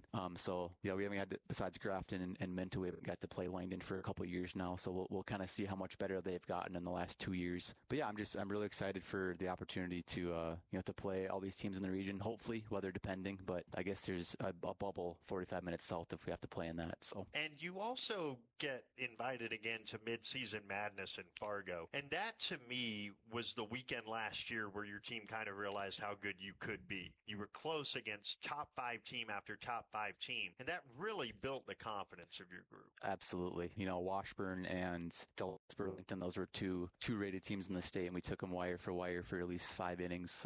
Actually, I think it came down to the 6th or 7th inning against Washburn before they finally pulled away. I believe it was an 8-5 game, something like that. And then we had Burlington, who was number 4 or 5 at the time. If we played 5 innings against them, we would have got the victory too. But one play here or there, and things just kind of snowballed on us, and we couldn't get ourselves out of the hole. But no, that's what I said in my speech at the athletic banquet as well. I think that midseason madness tournament was those 3 games. Even though we lost those 3, it gave all the girls confidence moving forward, and I think that's what propelled us into regionals with confidence. So we've talked about Callie and Isabel and Ella and Bryn. Who else should we be keeping an ear out for this year? And definitely Mara Coots. Definitely gonna have to keep an ear out for her name. Both hitting on the pitcher's mound and at shortstop. She told me in practice she loves playing outfield, and I was like, well, you're not gonna be playing outfield. You're gonna be playing either shortstop or pitching. But yeah, she could play anywhere on the field if you told her to, but she'll be our primary shortstop and pitcher. Kenny Trostad is going to get a great opportunity early on. She's only a freshman, so she'll be our starting second baseman on Thursday. And then, like you said, Ella, she's going to have a great opportunity in front of her this year as well to get a lot of playing time, especially behind the plate and even at first base as well. So the region as a whole, it does look like it's Thompson, and Thompson, along with those 2 powerhouses over in Region 1, are probably the 3 best teams in Class B, at least at the beginning of the year. But after that, Mayport graduated a lot, and I know they're still a top 10 team in the preseason with a lot of upperclassmen, but it's safe to say they'll probably be better 6 weeks from now than they are now. Right, and it's you never know with the weather. I'm sure a lot of teams like us, they haven't been outside a whole lot, so it'll take a couple weeks before teams kind of hit their stride.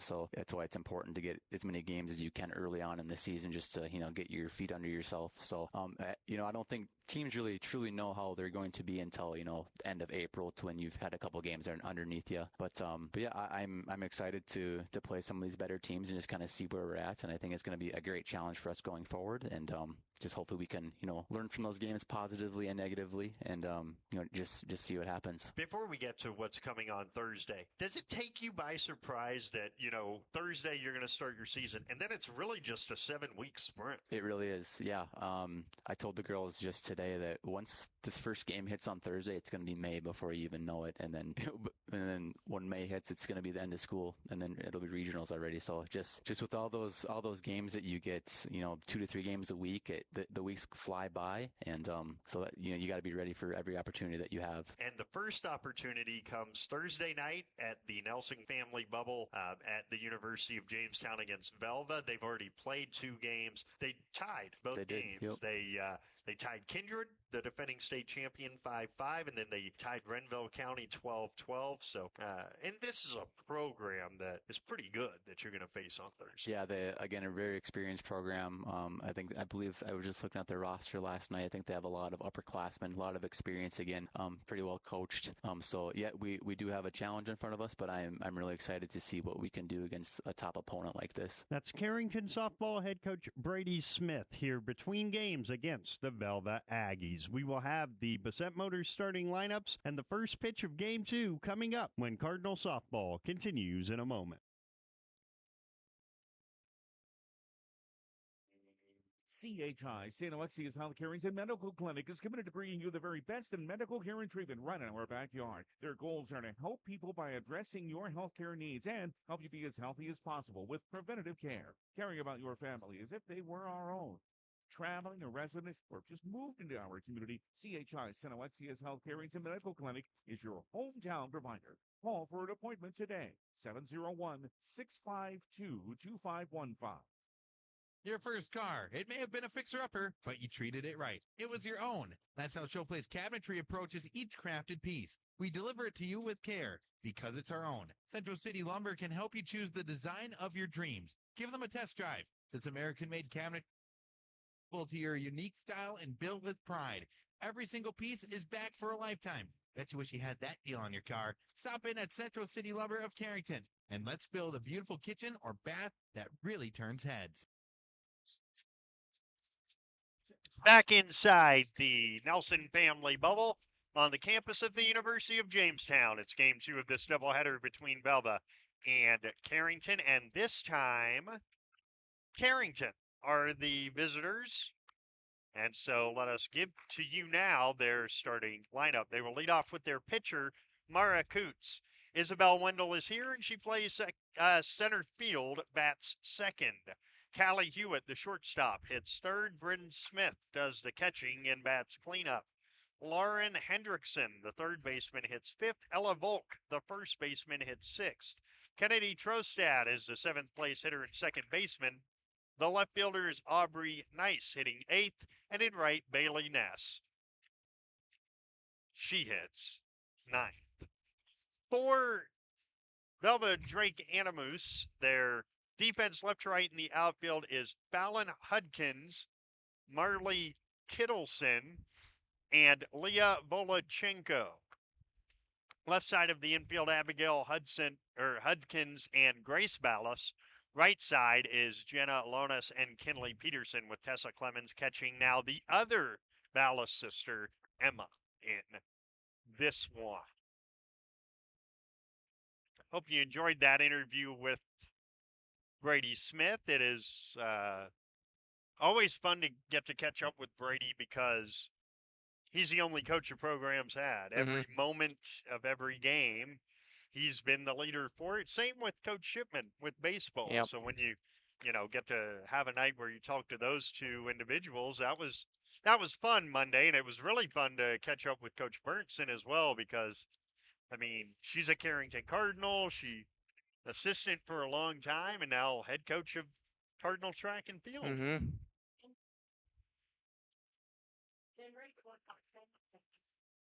they had a meet at Concordia, and at some point, we do expect that we'll get some results from that meet. But let's talk a little baseball real quick before we start this game.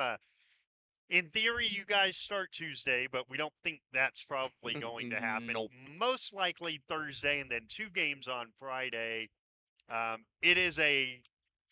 It's a different team for you guys, Tate, but it's a different region. There's no Keaton Cudworth. There's no Connor Canadarud. There's no Max Muslin. There's no Grady Shipman. There's no Jacob Nitschke. There's no Jacob Nitschke. I mean, a lot of great pitchers graduated last year. And like after you name all those players, it just brings back lots and lots of memories from 8th grade year to this year.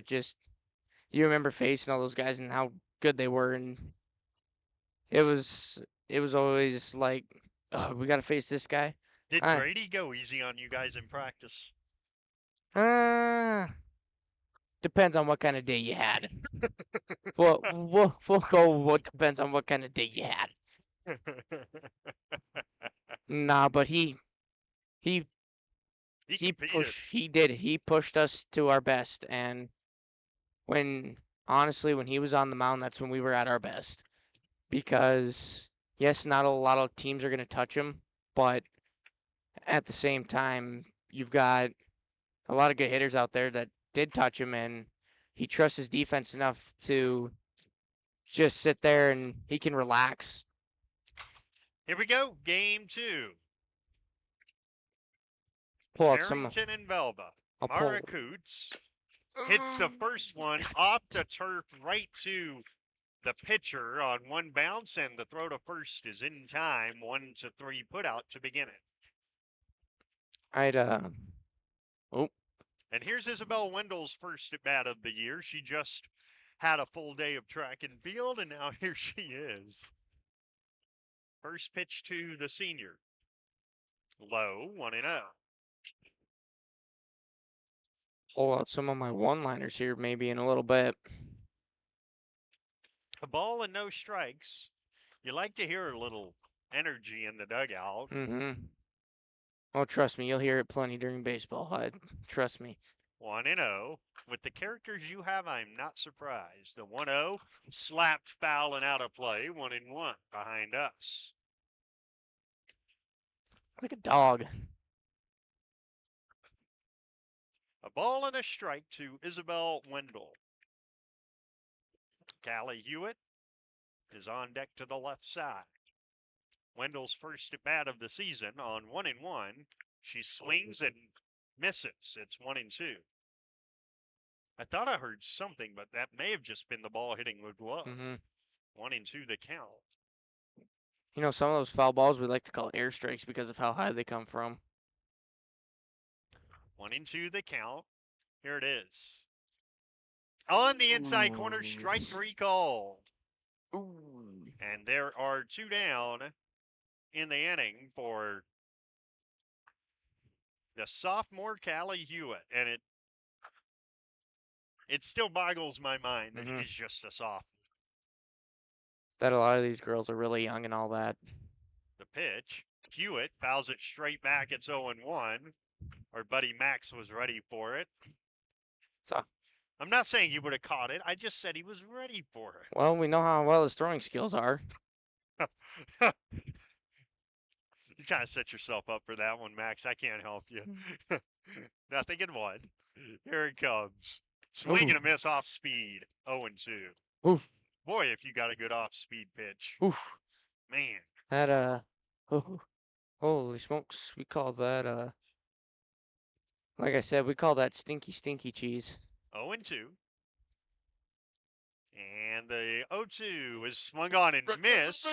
It gets away from the catcher. Hewitt takes off to first, and she beats the throw. She beats the throw. All right. Well, that works. It does work. Carrington has a 2-out base runner. Got to do what you got to do.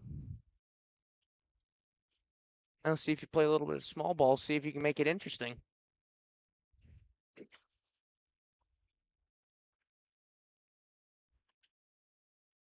And so with a runner on, the pitch is low and down to second goes Hewitt on ball 1. A wild pitch.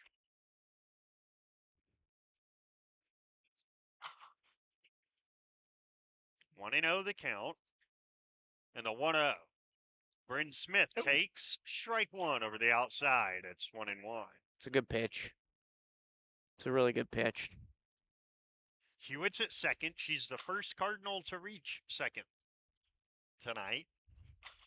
Carrington would love to come out of this with a split against a really good team. The 1-1. Slapped foul the other way, 1-2. Smoked it, but you could tell from the swing that she was a little bit behind it. Hey, there's nothing wrong with poking things to right field. There's nothing wrong with that. A ball and 2 strikes to count with a runner at second, Callie Hewitt, and 2 outs. Top of the first inning. Here it is. Fouled straight back again. Still 1-2. Good at bat here by Brent. Choke and poke. Choke and poke. That's all you got to do. Already 12 pitches for the right-hander. Just find a spot. Just find a spot and... Emma Ballas throws, and it bounced in. There goes Hewitt to third, and she's safe with a stolen base. Oh, and I saw... That's a good jump. It's a very good jump. I thought she was kind of dead in her tracks when I saw the ball still in front of the catcher, but great jump. 2-2 is the count to Bryn Smith. A chance for Carrington to break out in front.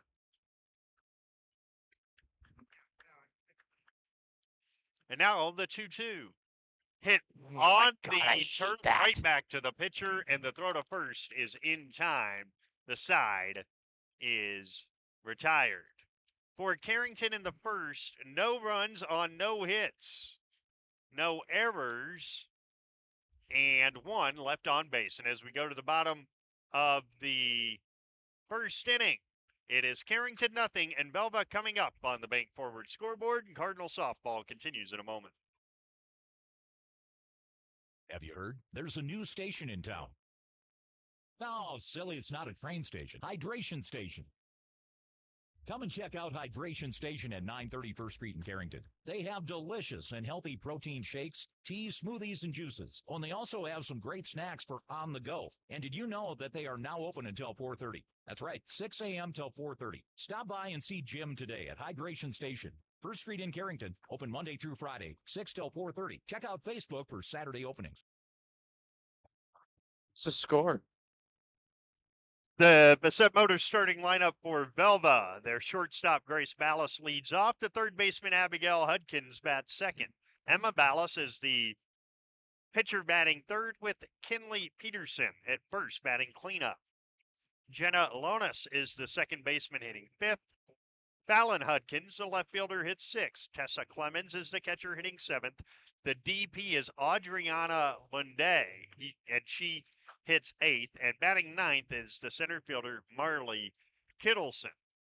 For Carrington, left to right in the outfield, it is Aubrey Nice, Isabel Wendell, and Bailey Ness. Left side of the infield, Lauren Hendrickson and Callie Hewitt. Right side, Kennedy Trostad and Ella Volk, with Bryn Smith doing the catching for right-handed freshman Mara Coots.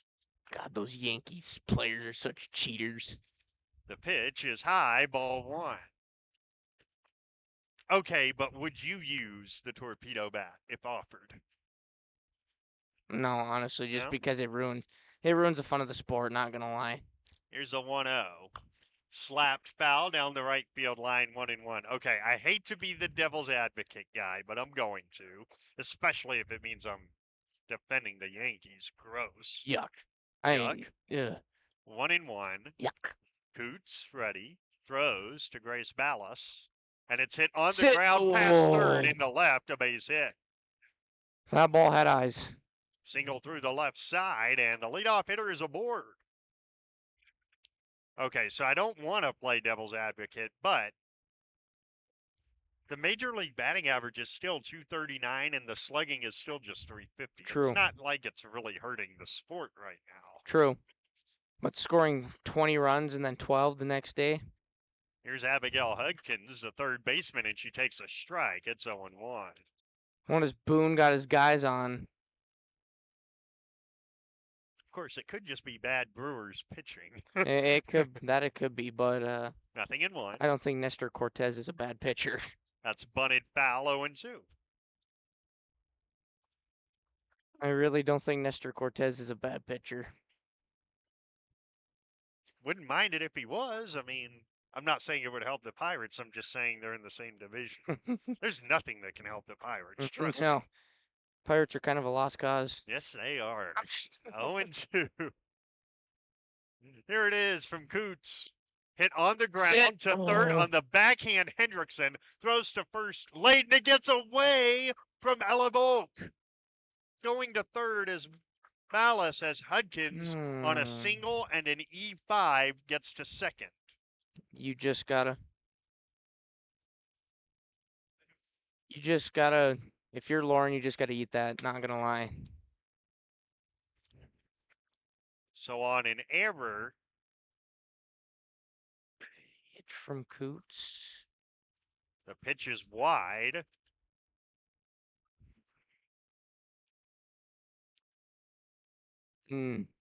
These balls that she's throwing aren't over the plate either. She's locating them well. They're just turning on them. The 1-0 is high. I think she fooled the umpire a little bit. Oof.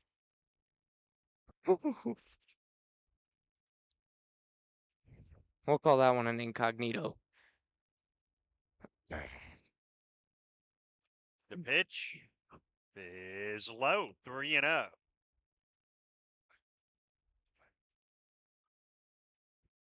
So the count is 3-0 to Emma Ballas, a chance to give herself an early lead. And there's a strike. Good. It's 3-1. We're in the bottom of the first inning. Yep. The 3-1 is lined out to left. It's a base hit. Oh, my goodness. Scoring is Grace Ballas. And now Emma goes to second on the throw. They're going to throw it to the plate and get Grace Ballas. RBI single, then 7-6-1-2. Huh. And there is When you an s- out and an RBI single. When do you say that 10 times fast? 7, 6, 1, 2. That's right. I- 7-6-1-2. Oh my goodness. And fly ball over the head of the right fielder, Aubrey Nice. Or rather, Aubrey Nice. And it's an RBI double for Jenna Lonis, or for Kinley Peterson, rather. An RBI double, and it's 2-0. And now Jenna Lonis will score, or will hit. 2-0 last of the first, and the pitch is a strike. Good pitch. To Lonis. 0-1 the count. Got to keep trying to mix it up here. 2-0 Velva. Right now, Velva's kind of swinging at beach balls. And the 0-1 is off the glove of the catcher, Smith, and down to third. That was good. Go Peters. That was a good pitch, not going to lie.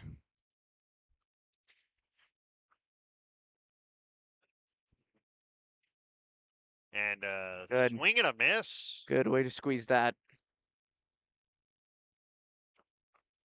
That makes the count 1-2.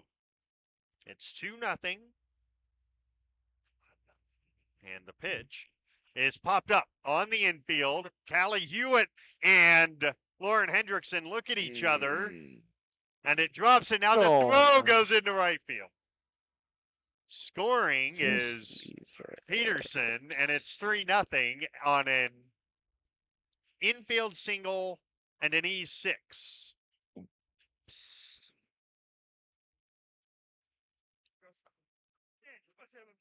Oops.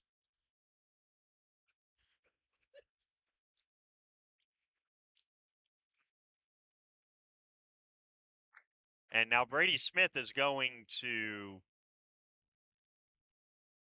talk to his girls for a moment. Oops. As it is 3-0 Velva. And there's one out in the inning. You just got to communicate. Runner at second. Communication's key in sports like this. Football. I beg your pardon. The runner went to third on the play, so I beg your pardon. I've learned a lot with football and baseball. Communication is key. The pitch is a ball. Football, you got to communicate with your line and seeing what you're seeing and your secondary. And then baseball, you got to communicate with who's going to. Oh. And a line drive to right field, a base hit. On the ball one count, Fallon Hudkins an RBI single. And all of a sudden, it's 4-0. That ball was just over the stretch glove of Ella. And here's Tessa Clemens taking ball one. We don't have a runner on third, do we? No. Nope. I can't see. That runner scored. Yeah, Tate has 3 boxes of softballs in his way. The 1-0. Hit on the ground to third. Sit. Lauren Hendrickson has it play her. And an error. You know, they call it the hot corner for a reason.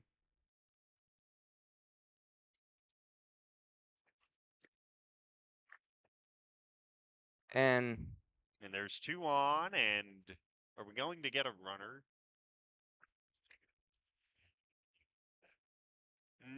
No. Adriana Lunde will be the hitter. 2 on, 1 out, 4 in the first inning. It should be 4. The pitch is low.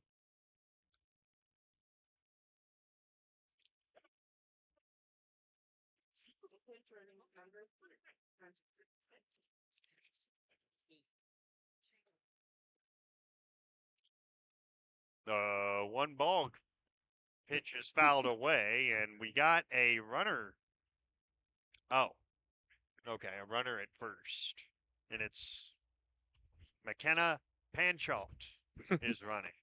Coach Smith just had to duck his head there. He sure did. That'd be 1-1. What a story that would be having a. Oh my goodness, an off-speed swing on an off-speed pitch and crashing into the net right in front of us was Bryn Smith. She Ow. didn't catch it, and it's 1-2. Don't rub it. Don't rub it. What is wrong with you people? It's better to shake it off. 1-2. Y'all are crazy. More. 1-2. Here it is.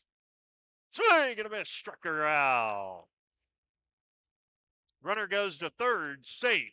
Ooh. All right. Situation changed. Runner on first and third. Probably going to try and steal. Do not throw it down. Whatever you do. Cannot stress that enough. It's a good chance that they will try and steal, especially with the 9-hole hitter Marley Kittleson as a dish. Unless you got a certain play that you have. The pitch is high. And the Delayed runner steal. takes second. Delayed steal. No, don't. Thank you. Thank you. Just A stolen base. That's okay. On ball 1. Because then you take that chance of that ball going into center field and 2-run scoring. 1-0 the count. Here it is. A strike Good. over the outside. That's 1-1. Good. If Carrington can get out of this giving up just the 4, it's not great, but it's okay. Damage was limited. We'll call it The that. 1-1 is a strike. 1-2 over the outside. Live there, Mara. Live there. If she does, she'll be in okay shape. Mm-hmm. Second and third, 2 down and a 1-2. Swing and a miss. Struck her out. And the side is retired for Velva in the first inning. They get 4 runs on 6 hits with 2 errors and 2 left. And as we go to the second inning, it is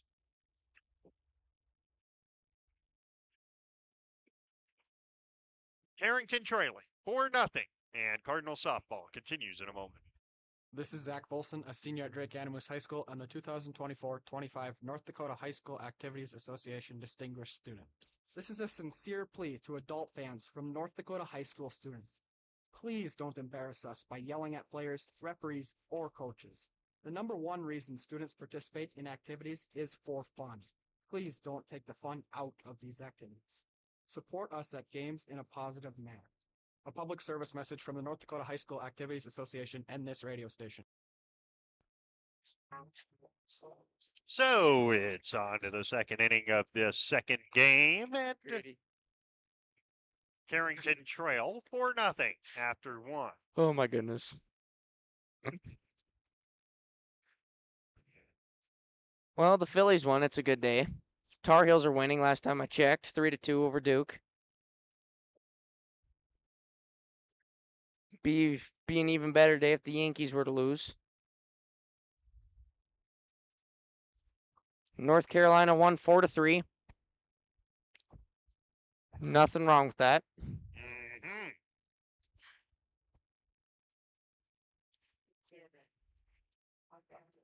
I didn't even know the Pirates still had a team. I think the last time they made the postseason was when the Stone Age was still a thing. Maybe. You might be right. You might be right. So, second inning. And Carrington have 2-0. a 2-0 count to Lauren Hendrickson. I'm going to have to take my shots. You are, absolutely. 2-0 to Lauren Hendrickson. And a little tapper foul, 2-1.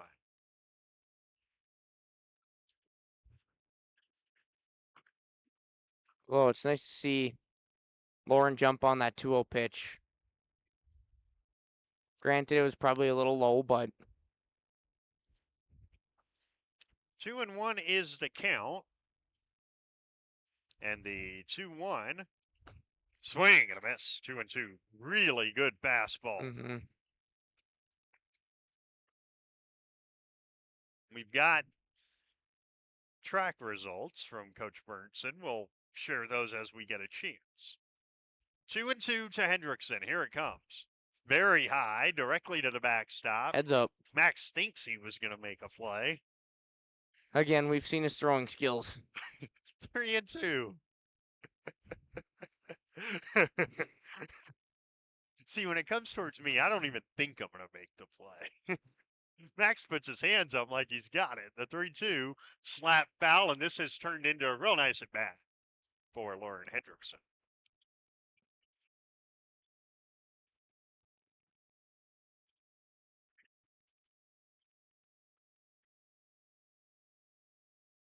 Next one I'm going to get. I'm getting tired of these children beating me. Here's the 3-2. And Lauren swings and strikes out. Throw it over her head. First is in time. And there is one out in the second. So one away. And here's Ella Volk, the first baseman for Carrington, as the Cardinals do trail 4-0 in the second inning on the Bank Forward scoreboard. The pitch is a strike. And the reason why Tate is groaning, I think, is because that was a very hittable pitch. Ooh. That pitch was juicy. I think it won the count. Here's the 0-1. Swing and a miss. Went after the riser. Since and it's 0-2. Since Grady's texting me thinking I'm talking trash about him, just to make it up, probably that ball's going, I don't know, that ball's probably going 450 if he makes contact with that sucker. Here's the 0-2. And that's strike 3 on the outside corner. There. And there's 2 down. There, Grady. I hope you feel better. The banter you guys have, man, it's like the funnest group text ever. Kennedy Trostad hits. Right-handed hitter, right-handed pitcher. And it's taken low, 1-0. Do you know that something, I guess, worthy of mentioning happened today, or a year ago today? I'll let you stew on that one for a second. All right. It's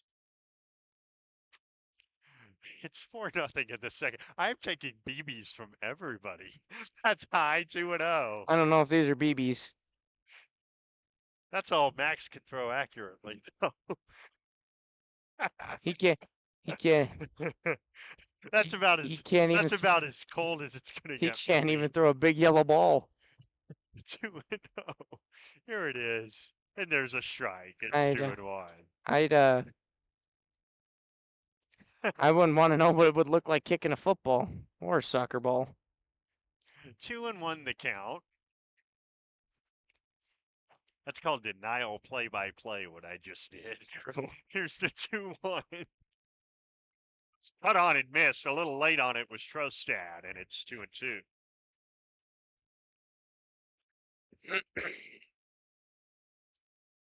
No, but on my drive over here, I realized what today was the 1-year anniversary of. 2-2, and here it is to Trostad. Tapped on the ground. It's a foul ball. 1 year ago, I accepted this job. What the? A year. Now, I will tell a good Tate story that I don't even think Tate knows. All right. I mean, he knows what happened, but he doesn't know the idea behind it. Uh-oh. Here's the 2-2. It rolls in ball 3. So Tate literally saved our equipment in Grafton last year. Oh. It was a 50-mile-an-hour wind, you'll recall, at the softball regional tournament, and it was right in our face. Yep. 3-2 the count. Chase the 3-2 Trostad swings and strikes out, and the side is retired. No runs, no hits, no errors, nobody left. And as we go to the bottom of the second inning, it is Velva 4, Carrington nothing. And Cardinal softball continues in a moment.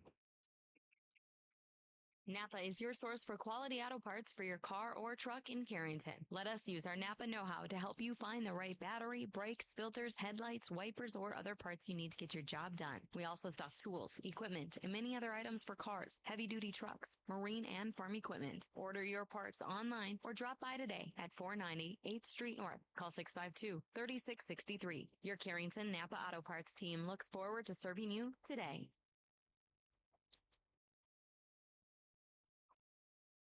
So this is just the kind of guy Tate is. You should know that it does not come as a surprise to me that he goes chasing after foul balls, because he had to do that a lot that day in Grafton. Got my cardio workout in that day. He certainly did. And so I'm trying to get Brady for his post game after Carrington had just stunned Grafton for a second straight year in the playoffs. And my computer blows off the table. Tate snares it two-handed before it really gets away. Tate knows all that part of the story. The part he doesn't know, as Grace Ballas will lead it off, she singled and scored in the first. What he doesn't know is that I knew that a kid had helped me. I had no idea who had helped me. I did not know actually who Tate was yet. Good. The pitch is a strike. It's 0-1, despite having covered his entire baseball season. But Carrington baseball fans will remember it was a scramble for me in the opener, just trying to get to the place we needed to get to. Here's a pop-up. Heads up, heads foul up, heads up, heads up, heads up, heads up. territory, and off the fence. Ooh, that's an ugly finder. Oh, it didn't go into the fence. 0-2. That's no fun. Um, You got to reach over and get it. But that was the day that Velva and Hillsboro were supposed to play in Carrington. We ended up in Velva. We did. I got there in the middle of the second inning. Yeah. So I didn't get a chance to actually get to know Tate and the guys until the season had started. And even by the end of the regular season, obviously, I hadn't done a very good job because I didn't know it was Tate that had saved my computer. Oh, goodness. Here's the 1-2 to Grace Ballas. And it's cut on and missed, strike three. Oh, a strikeout goodness. for Mara Coots. I don't know what she was swinging at. Hoofda.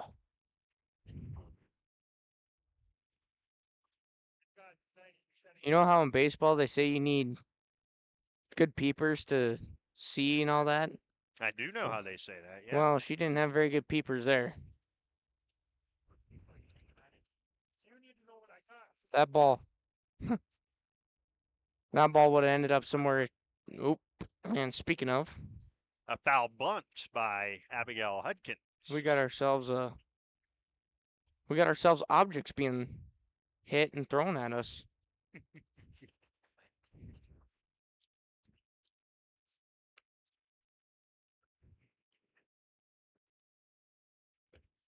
And that is a little left, 1-1. We'll call that a dirt ball. Indeed, we will. Turf ball. Since we're playing in the turf. And that's inside, 2-1. With one out in the inning. Normally I'd say wear that one, but that one off the knee would probably hurt. It would. 2-1. Here it comes. And it's high, ball three. Oof. Oh, I beg your pardon. That was ball four. What? Yeah. So a one out base runner. All right. And that will bring up Emma Ballas. All right. I don't know where that other ball was from, but it's kind of like Carrington versus Thompson. We had an incognito there. Showing bunt and watching it go by to the backstop was Ballas, and now Hudkins down to second base. All right, if you're going to steal, Good ball. steal. Don't just sit there and lollygag. That's certainly what she was doing. Goodness gracious. If you're going to steal a bag, steal a bag. Holy smokes. That is a little low. You know, excuse the voice crack. You know, with the lead she's getting, I'd Here's I'd, a 2-0. I'd maybe try a throwdown. 3-0. Yeah, she's halfway to third base. I mean, yeah. Adkins is halfway to third. At that point, you might as well steal it. And Mabalis, left-handed hitter. Takes ball forward, back-to-back walks. Ugh. With 1 out in the second. It's 4-0. And coming up is Kinley Peters.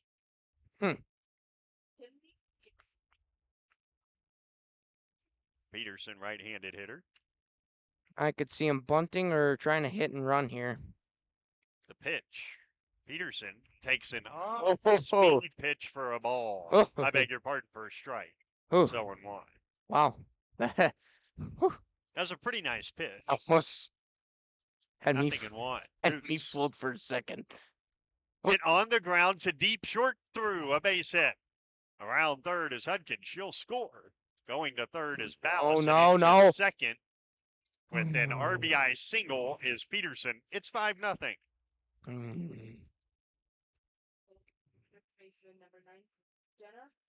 5-0 Velva.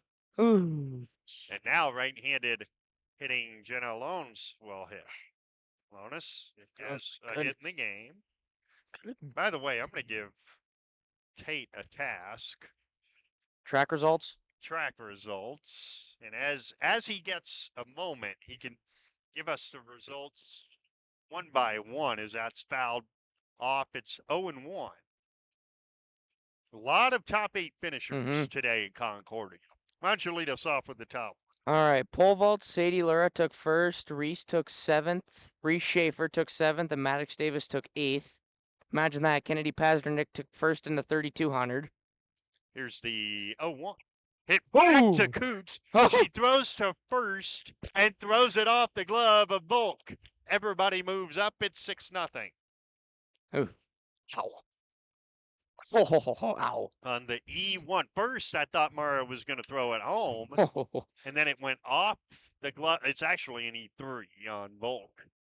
And they're at the corners at 6-0 in the second. What else you got for me?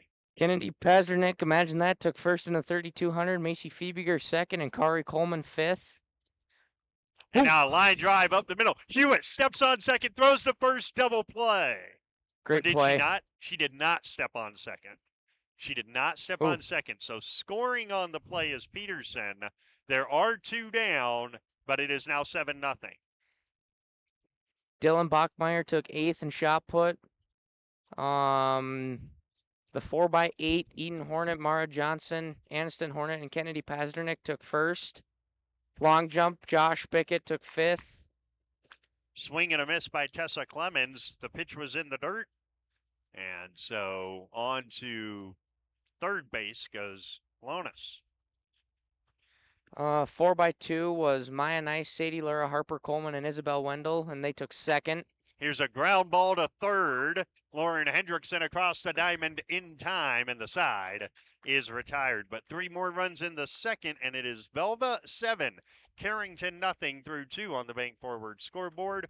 More track results in just a moment when Cardinal softball continues in a moment. Hey Cardinals fans, whether you're driving to the big game or just cruising around, OK Tire Store has you covered with the best selection of Bridgestone tires for your car, truck, SUV, or minivan. With Bridgestone tires, you can tackle every road with confidence and enjoy the journey ahead. The team at Carrington's OK Tire Store is here to provide top quality tires and service you can trust from employee owners. Visit OKTireInc.com or stop by the Carrington location today. Go Cardinals!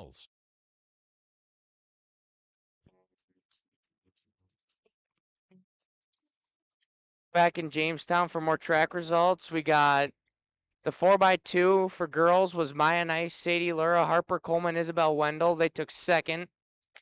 The 4x2 boys relay was McCade Zink, Maddox Davis, Paxton Harrington, Ryder Bickett. They took 6th.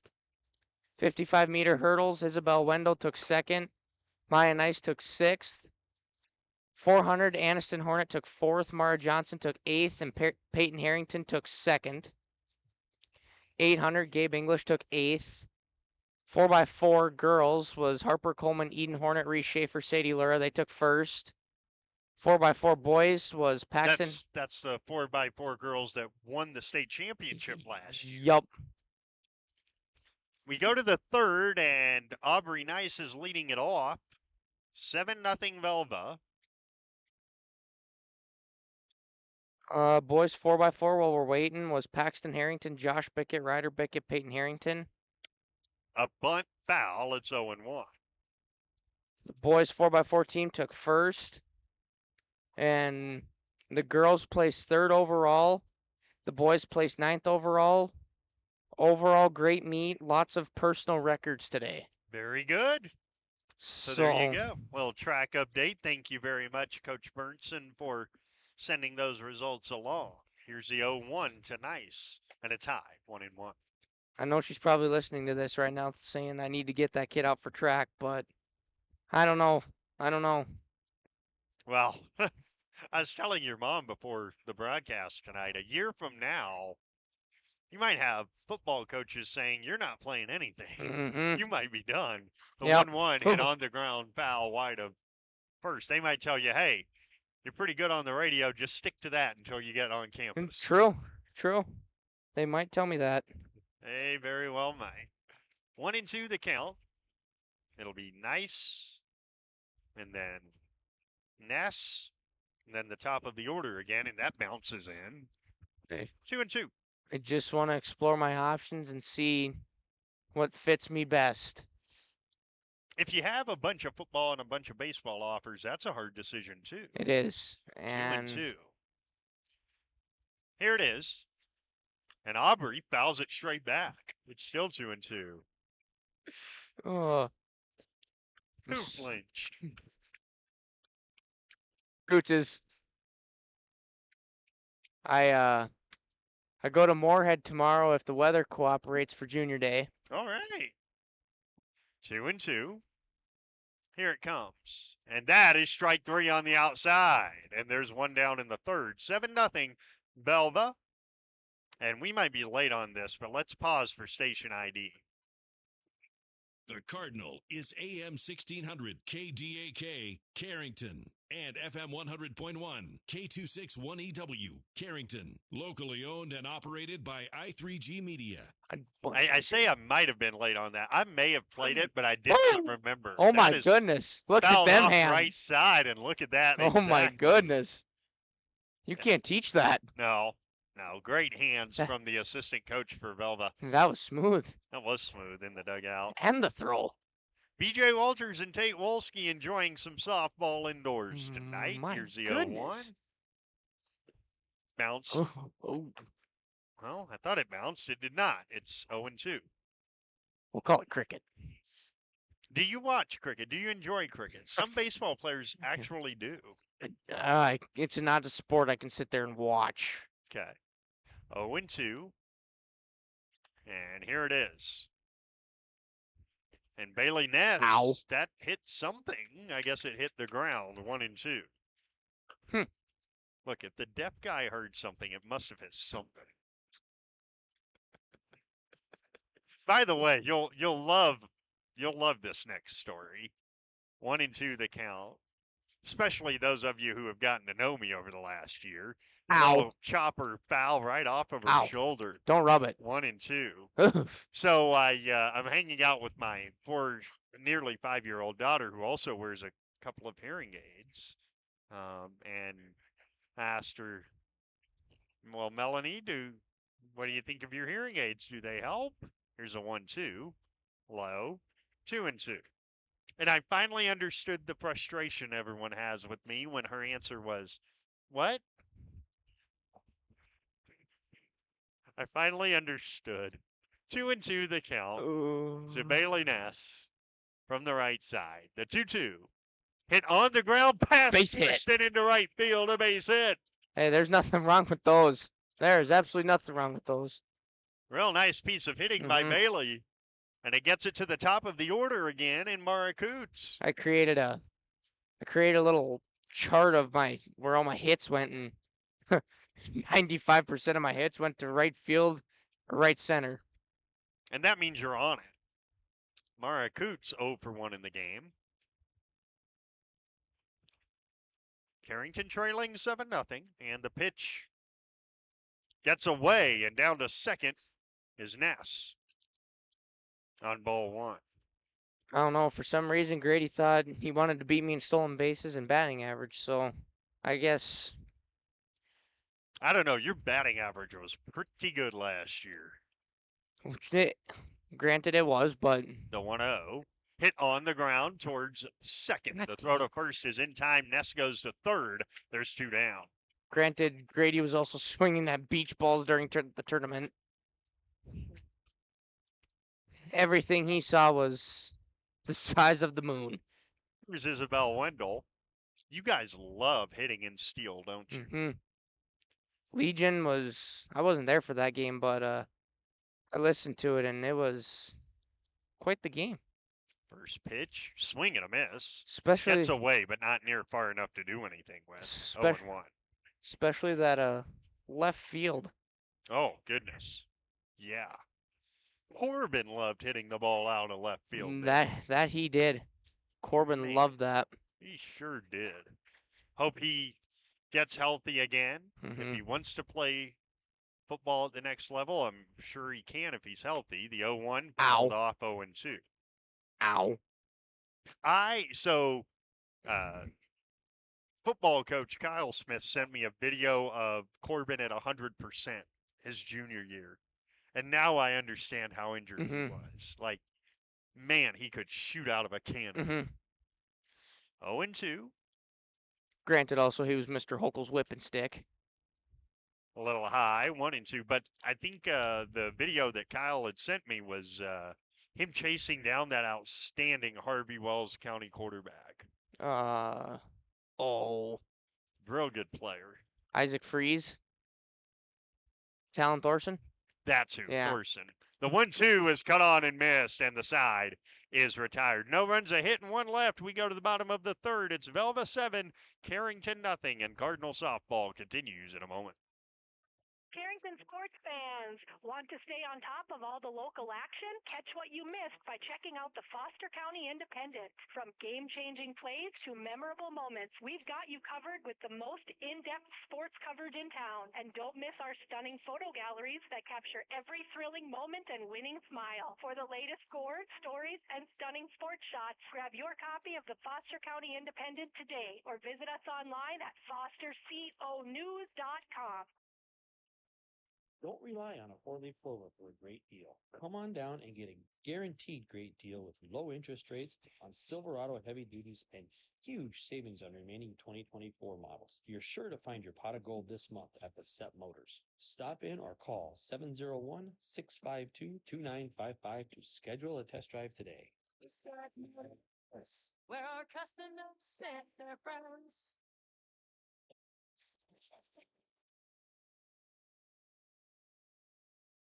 Let's see if Mara Coots can hang a 0. Carrington trails 7-0 with 45 minutes left tonight. Or we'll see how far we can get in 45 minutes. Yeah, that Langdon game, as we were talking, that was probably one of our best games we've ever played. Oh, yeah. It was one of the most fun games I've ever broadcast. True. Easily. Adriana Lunde will hit.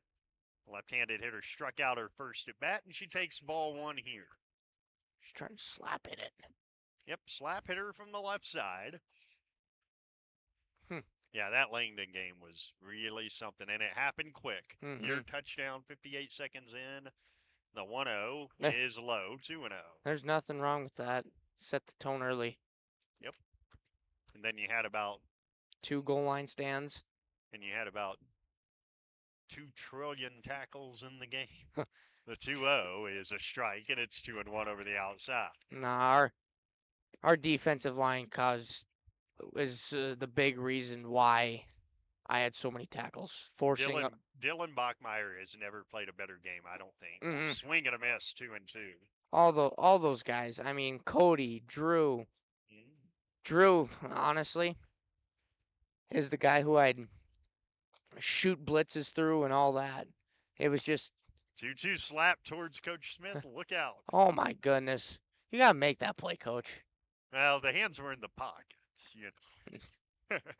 You know, he teaches his girls to be ready, and he's sitting there with his hands in his pockets, twiddling his thumbs. 2-2. And that is strike 3 called on the outside corner. A strikeout for Mara Coots is her second. And now here comes right-handed hitting Marley Kittleson, the 9-hole. We're supposed to be teaching girls fundamentals, not hands in the pockets. Well, it is chilly. It's just a bubble. It's not heated. Well, just be glad we're playing. That's right.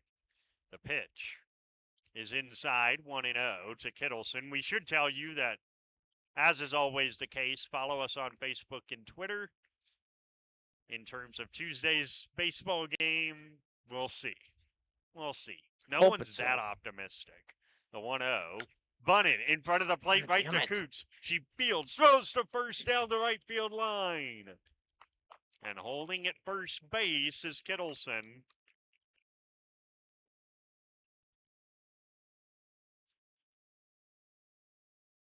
And with 1 on and 1 out, it's the top of this order again.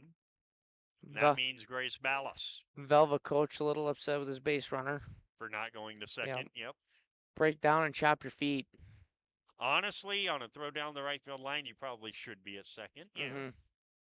Kittleson at first, 1 out in the third. The pitch bounces in, and Kittleson can't advance. Nice play right there by Bryn Smith. Good block. I don't know how much catching she's done, but that was a good play. Here's the 1-0.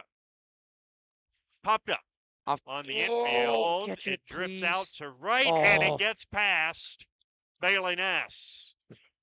These lights are just. And now they throw it to second, and a run is stolen on a He's gotta get out of the way. double, and then coming home on a throw home was Kittleson. He's got to get out of the way. And it's 8-0 Velva. He has got to get out. Okay. I'll just, yeah. 8-0. And a bunt in the air behind the plate. It's 0-1 You're to safe. Abigail I'm not. Hudkins. You're covered by a tent. I'm not. I'm ducking anyway. I don't care. Yeah. I know my athletic ability. Yeah, well, you also know Max's too. Christ, the ball ended up in your lap. Where was he trying to throw it, by the way? Oh, really? Okay, sure. It's like, Here's the 0-1. it's like a game of High, 1-1. like a game of anti-eye over. 1 ball, 1 strike. Oh, man. Here's the 1-1. Runner at second, 1 out and 1 in. It's 8-0. And a strike is called. It's 1-2.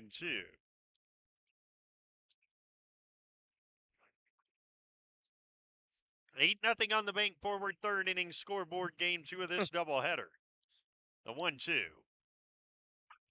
Ripped past third and down the left field line. Around third and scoring as the ball gets all the way to the wall. Coming around third and scoring was Ballas on the double by Hudkins. It's 9-0. Guess they call it the hot corner for a reason. That ball was ripped. We call that hot coffee. Because that ball was hot. That ball was hit very, very hard. And now hitting will be the pitcher, Emma Ballas. And we're going to get a runner at second to base. And it is going to be Quincy Bruner. Quincy Bruner running at second. With 1 out and 2 in the inning. It's 9-0 in the bottom of the third. And look, tonight has not gone the way Carrington has wanted to, but you can tell that they have not had a lot of time outside. You can tell that they're still getting used to it. Again. In terms of game speed. Again, Mother Nature forgot to take her bipolar medication. It's supposed to be spring, not winter. Meanest April Fool's joke ever. True. The pitch is a strike. It's 0-1. Although there were several national media outlets that fell for the Carson Wentz joke. God. Nothing and one the count. That has been the same joke for the last 4 years. The 0-1 is low, 1-1. God. He's done that the last 4 years, guys. Like, come on. 1 ball, 1 strike. In fact, it wasn't just national media. There's a 1-1. High, 2-1.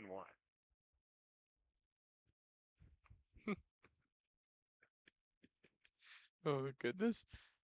Oh, all I can do is giggle. 2-1.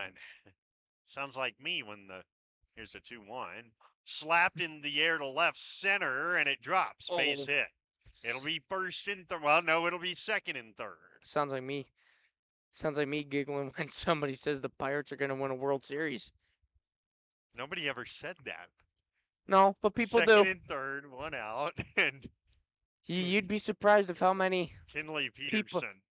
people still think that franchise has a chance.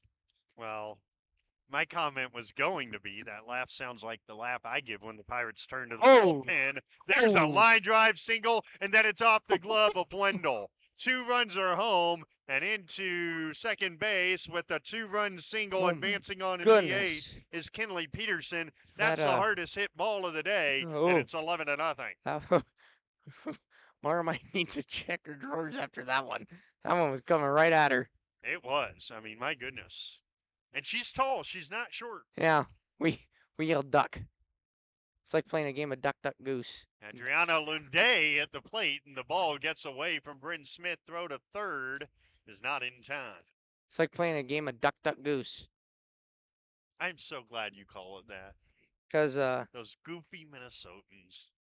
Duck is when you duck and dodge the ball, and goose is when you get smoked with the ball. Swing and a miss, 1-1. Are these the kind of conversations that go on in the dugout of a game? Kinda. We got to mic you guys up. We should. Here's the 1-1. Popped up foul and out of play. 1-2. Lauren Hendrickson tried a diving play as it careened off the bubble. If she catches that, it's an out, but she didn't, so it's just 1-2. 11-0 Velva. Third inning. Carrington. We got these little turf pellets here. I suppose we could bring a little bit of heat into here, and we could 1-2 is low. Burn a little bit of turf. I'm sure they wouldn't mind. This is soon a D2 practice facility. Mm-hmm. Here's the 2-2 with 1 out. Hard to believe. Lined foul. Still 2-2, and there's a couple of youngsters out there not paying too much attention, and then all of a sudden, whoa, there's the ball. What's that big yellow thing coming at me? 2-2. Do I catch it? Is it edible? And Coots throws. Swing and a miss. Gets away. Bryn Smith throws to first late. First and third. Mom, is this edible? Speaking of which, it's 9:30. I'm getting a little hungry. Not gonna lie. Runners at the corners with 1 out. It's been an hour since I last ate, so. An hour. This guy. A pinch hitter will be Hayden Williams for Velva, leading 11-0 in the third. It was an hour before I last ate, so I'm probably going on meal number. I don't know. I lost track. My snacks are basically lunch, breakfast, dinner, you name it. Yeah. The pitch to Williams is taken for a strike, and the runner takes second. There's really no snack time at my house. It's a full course meal when it does become snack time. 1 strike the count, 11-0 Velva. The pitch is bounced over the circle. It's an infield RBI single. God, that is just bad luck. And it's 12-0. That's just bad luck. Mm-hmm. And now Tessa Clemens will hit. While we have a chance, let's give you the schedule of games here because it is a very full weekend. In fact, before Velva and Carrington played, they hosted UMary and MSU Moorhead this afternoon in NSIC play. Clemens Dragons and the Marauders. Ooh, hot A shot. Oh. Hot shot into left, a base hit. Another run scores, and it's 13 nothing. Oh my goodness. That ball was, like I said, good teams find ways to win, and Velva has put the ball in play. Lila McCassin is going to hit. McKenna Panchot is going to run at first. So tomorrow, 9 a.m., Jamestown and Hillsborough Central Valley. Then Hillsborough Central Valley plays West Fargo Cheyenne. Then Cheyenne plays Jamestown. And then at 3:30, a new quartet. Thompson and Des Lacs Burlington, then Wilton and Des Lacs Burlington, then Wilton and Thompson. We'll get to Saturday in a moment. It's 13 nothing here. Don't we play Saturday? No. Okay. That bounces in. Both runners move up, second and third. Saturday. Did that hit her? Enderlin and Harvey Wells County are going to play somebody. Enderlin has a softball team? They do? Yeah. Wow. And then Enderlin and Harvey Wells County are going to play each other at 2:30. Here's the 1-0. Grounded. The legs of Trostad. 2 runs are home, and now it gets past everybody in the outfield. And going all the way to third is the pinch hitter McCassin. It's 15 nothing. Still 1 out in the third. And a visit to the circle. So then Saturday afternoon, Central Cass plays Dickinson at 4:30. Beulah plays Dickinson at 6:30.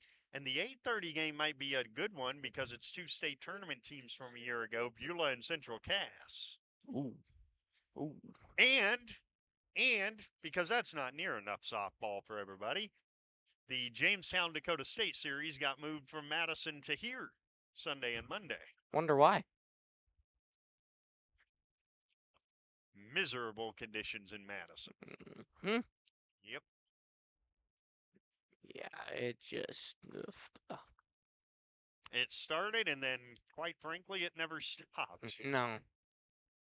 And then it got wet and heavy and slushy and yucky and gross. Marley Kittleson's the hitter in a 15 nothing game in the third. I've got other words for snow, but Line on a hop to first. The out is recorded. The run scores. There's 2 down. That's one where you got to kind of look her back when you got time. Ella Volk. I mean, good. Stepped on the bag. Got the second. Good play by Ella. I mean, it's a good play. Back to the top of the order, and Grace Ballas taking ball 1. So Carrington will be 0-2, but Good teams find ways to win. I'll say it numerous times.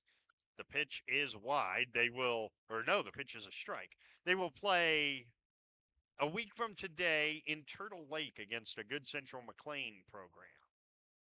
Central McLean. The pitch is low, 2-1. Turtle Lake. First time I ever heard of that. Well, you tells you how much I pay attention in school. Here's a 2-1. A strike, 2-2. Well, you'll recall my reaction when we pulled up to Ashley to play baseball last year. I Yeah, looked that at was. Rick Christensen and said, "This can't be it, can it?" It was. Here's a 2-2. Hit on the ground, foul off her ankle. Ouch. By Ballas. Don't rub it. 2-2, 2 out, nobody on. 16 nothing as 9 have scored in the inning. The pitch. Outside, ball 3. The thing is, Mara has only walked 1, I think. This has been the bat meeting the ball. Here's the 3-2. Swing and a miss, strike 3, and the side is retired. 9 runs are home, and we go to the 4th. It's 16 nothing in favor of Velva. Cardinal softball continues in a moment. There's no community like a Cenex community. That's why every Cenex store is proud to serve theirs by supporting local athletic teams, promoting the arts, and making sure each store is a place its neighbors can find what they need, catch up with their friends, stay connected. It's also why we give back. helping to make the wonderful places we call home the best they can be. The store next door, powered locally at Cenex. Visit your local Arrowwood Prairie Co-op in Carrington, Wimbledon, Cooperstown, and Sutton. Do you want to make sure homework time isn't spent on games and video streaming? Dakota Central can help. With Experience IQ, you set limits to ensure your kids aren't playing when they should be doing homework. With premium managed Wi-Fi from Dakota Central, you can create healthier internet habits for your children from the easy-to-use Command IQ app. Learn more about premium Wi-Fi and Experience IQ today at www.dakotacentral.com. We're on to the fourth inning in the bubble. 28 minutes left, and it is a 16-0 score. Carrington will be fine. I mean, it is them or Mayport for that second state tournament spot in the region, in all likelihood, considering Carrington has just straight up become Grafton's bogey team. Grafton can't seem to Kryptonite. beat Carrington. We'll call him Kryptonite. Kryptonite, that's right. A little low, 1-0. It's a right-handed hitter, Callie Hewitt. Little low, 1-0. That rhymed. Huh. It did. Did not even mean for it to, but it did. 1-0 to Callie Hewitt. The pitch. Callie swings and misses 1-1. She's got to take a little bit off her swing. She's swinging way too hard. There's no such thing as a 16-run homer. True. 1-1. The pitch. High, 2-1. So lots of softball here over the next couple days. If you're inclined to stop by, feel free. I might come and watch some on Saturday. We'll see. Here's a 2-1. And that's a strike, 2-2. I've got an NCAA tournament to worry about. Oh, that's right, yeah. Who do you have this week? I can't look past Duke. I absolutely hate Duke. Josh, if you're listening to this, I absolutely hate him. I absolutely hate him. Here comes the 2-2 on the way. Low, 3-2. As much as you hate him, it's hard to look past him right now. Nope, I'm going to look past him. I'm going to go with Florida. Oh, come on. Florida and Houston. I do think that at least Houston will try to believe Duke a little bit. And that doesn't happen a lot. I hope they do. Here's the 3-2. Strike 3 called on the outside corner. There's one down. The thing is, I have reason to dislike every single team left. I hate Cooper Flag. Here is Bryn Smith. Hate is a strong word, T. And when it comes to Duke, I hate him. Bryn Smith, the hitter. Absolutely hate him. I don't like Auburn just because. Nope. Here's the first pitch. Smith swings through it. I don't like Florida because people seem to forget, and it's real convenient to forget. Gator Chomp. That their coach is under investigation for sexual assault. All right, we don't need to bring that up. Kelvin Sampson, I'm not a fan of him. Here's the 0-1. Outside, 1-1. I'm not a fan of him because of some of the comments that he made about the team that I support back in the day. Not a fan of Calipari because he messed up my bracket. And I'm not a fan of John Shire because he's part of the Duke team that got a very fortunate call against Baylor in 2010. Line drive, center field. Cut off by the shortstop. Throw to first is in time. Ew. What a nice play by the shortstop, Grace Ballas, to retire Bryn Smith. Real nice play going to her left. I was in Houston behind the basket that block charge happened, and it was a terrible call. Carrington with 2 out and nobody on. First pitch is swung on and missed by right-handed hitting Lauren Hendrickson. 0-1. So I don't like any of the teams that are left. I'm not either. I was hoping the Tar Heels would make a little Cinderella run. Okay, no, I got to stop you right there. Here's the 0-1. hit on the ground foul 0-2. You are the North Carolina Tar Heels. I don't care what seed you have. You are never allowed to refer to yourself as a Cinderella. You are the North Carolina Tar Heels. Come on. Cinderella's a Cinderella, man. Come on. Made the national championship as an 8 seed. You're North Carolina. We were underestimated.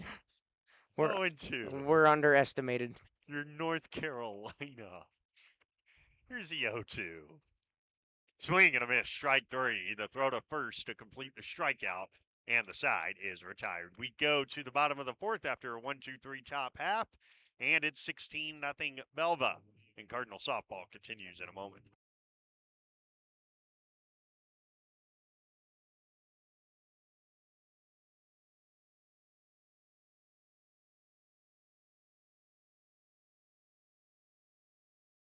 All right, well, our system is not going to play the commercial, it doesn't seem. So, all right, who do you have in the women's Final Four? UConn. I kind of think you're right. Yep. Kind of think you're right. I think UConn UCLA is the national championship game. Yeah. When you're South thinking about Carolina insurance, North. think of Bickett Insurance. Bickett Insurance, through our partnership with Auto Owners Insurance, can take care of your farm, home, auto, business, or life insurance needs. The agents at Bickett Insurance have over 115 years of insurance experience. We know how to design policies to protect the things important to you. Give Bickett Insurance a call today. Bickett Agency. Yes, Bickett Insurance Agency. All right, so back to that thought. We were talking about the women's Final Four, and I don't think either South Carolina or Texas can beat UConn or UCLA. Mm-mm. So I think UCLA, UConn is the national championship. Call it a semifinal if you want. We know. First pitch of the last of the fourth inning is taken for ball 1 by the right-handed hitting Quincy Bruner, the 7th grader. Here's a 1-0. All the way to the backstop, and again, Max thinks he's going to make a play. I don't think I should. Sticks his hand up like, I got it. No. Again, we've seen his athletic ability. And that's low, ball 3. Thought he could flex his muscles trying to get a ball over the net. I have to say, this is a selfish comment, but I'm going to make it. It is very nice that 1 year in, I can rib on other people and they can rib on me. 1 year being here. There's ball 4. Lead off walk. No, I'll have to take my shots eventually. Yep. Yeah. Oh, you haven't yet? Yikes. Here is Evelyn Sile. Oh, good. Hitting. Sile, a right-handed hitting senior outfielder.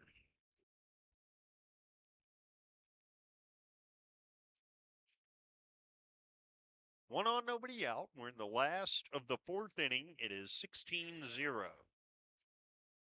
And the pitch is low, 1-0.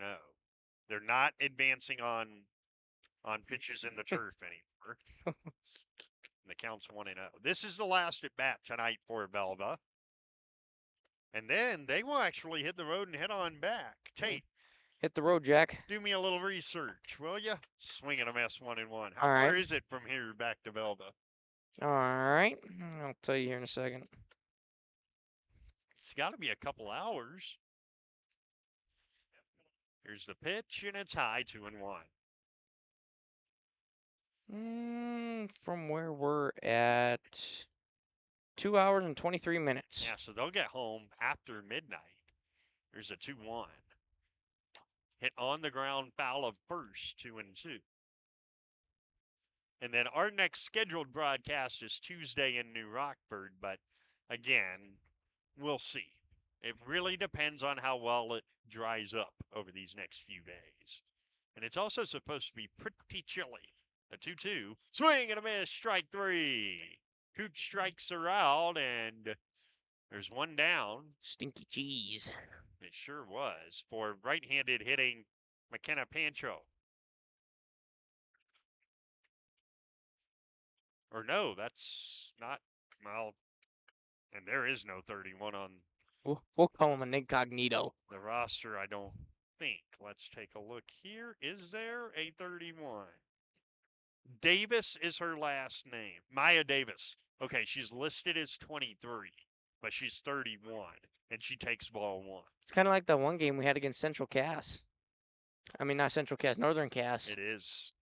Here's a ground ball, deep, short, through. Base hit. First and second, one out. 16-0 Velva. And up to the plate steps Emily Euland. She is listed as number 21. She is wearing number 15. Emily Euland. Jesus. By the way, have you, it's been about a month. Have you yet found the basket that Thompson scored? No, I haven't. I'm still looking. It's like trying to find Waldo in a book. Ball 1 in the turf, 1-0. That will be now a joke in Carrington that will never go away, Yep. by the way. It will never go away. 1-0 the count. Here it is. High, 2-0. And Mara, ooh, you don't like to see that. Hanging her head just a bit. Body She's not language. happy with herself. Body language. And there's nothing she can do. They're just putting the ball in play in spots that our fielders are not. I mean, you look at that screwball that she just threw for ball 3. That gets a swing and a miss a lot. Mm-hmm. It's just Velva is really seeing the ball well tonight. The 3-0 is high, ball 4. And they're loaded here in the 4th for Fallon Hudkins. God, Grady. Hello to Grady Shipman. Who best uncovers that year? Kansas, that's right. Freaking Kansas. Swung on, fouled straight back 0-1. Freaking Kansas. 0-1 is the count. Although, #1 team to start the year, and boy, they A pop-up. And that is caught by Trostat. 2 down. Yeah, that's exactly what Kansas was, a pop-up. Well, you know, the only team to be ranked #1 in the preseason and not make the 16. All right, Sweet we don't is need Kansas twice. That's true. This year and 2005 when they lost to Bucknell. Of all teams. Bases loaded, 2 down, and the pitch is slapped to shallow center, and reaching up to make the catch is Callie Hewitt. The side is retired. No runs in the 4th. Last rips for Carrington. They're down 16-0. Cardinal softball continues in a moment. Here at Sendak Cooperative, we're here to provide you with all the products and services you've come to rely on for your farm operation.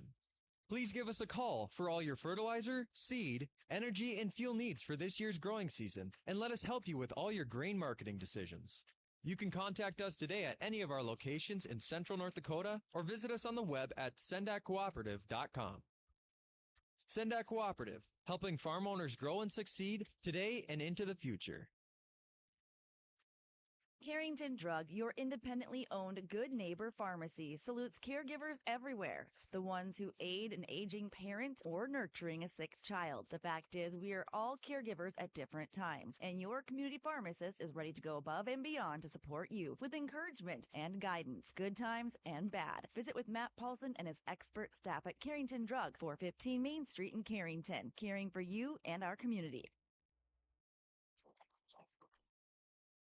Last rips for Carrington here tonight. They trail 16 to 0 to the Velva Aggies.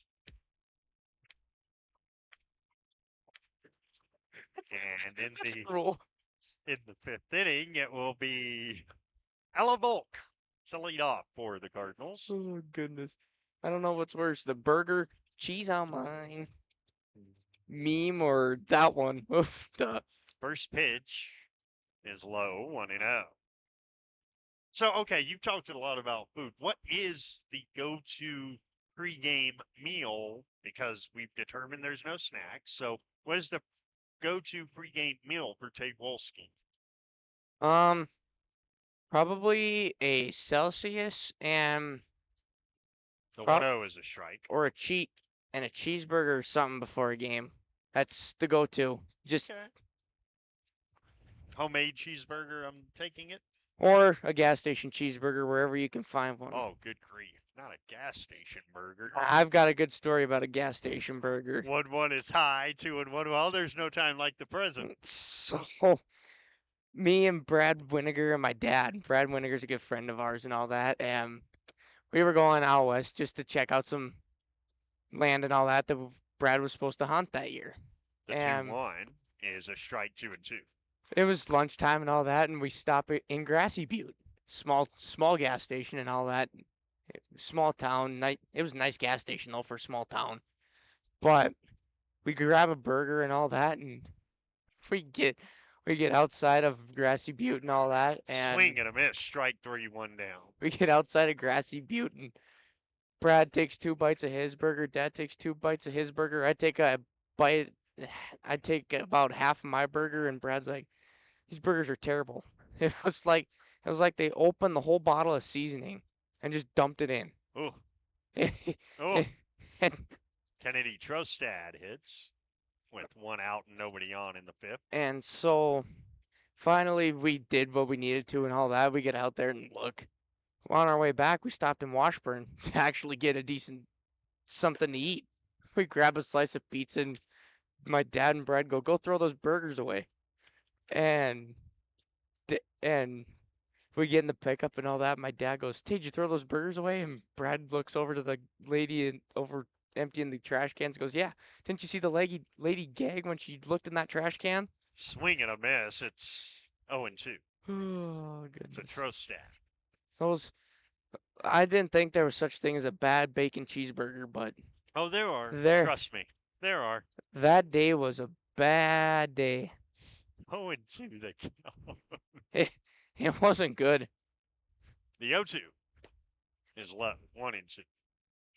I would say that my go-to meal, if I know I'm gonna be like away and I can cook something, it's I'll just put some buffalo chicken in the crock pot, come home and have buffalo chicken sandwiches with some chips or some fries. But if I have time to cook, the 0-2, swing and a miss, strike 3. Then I can do pasta. I can do a good pasta.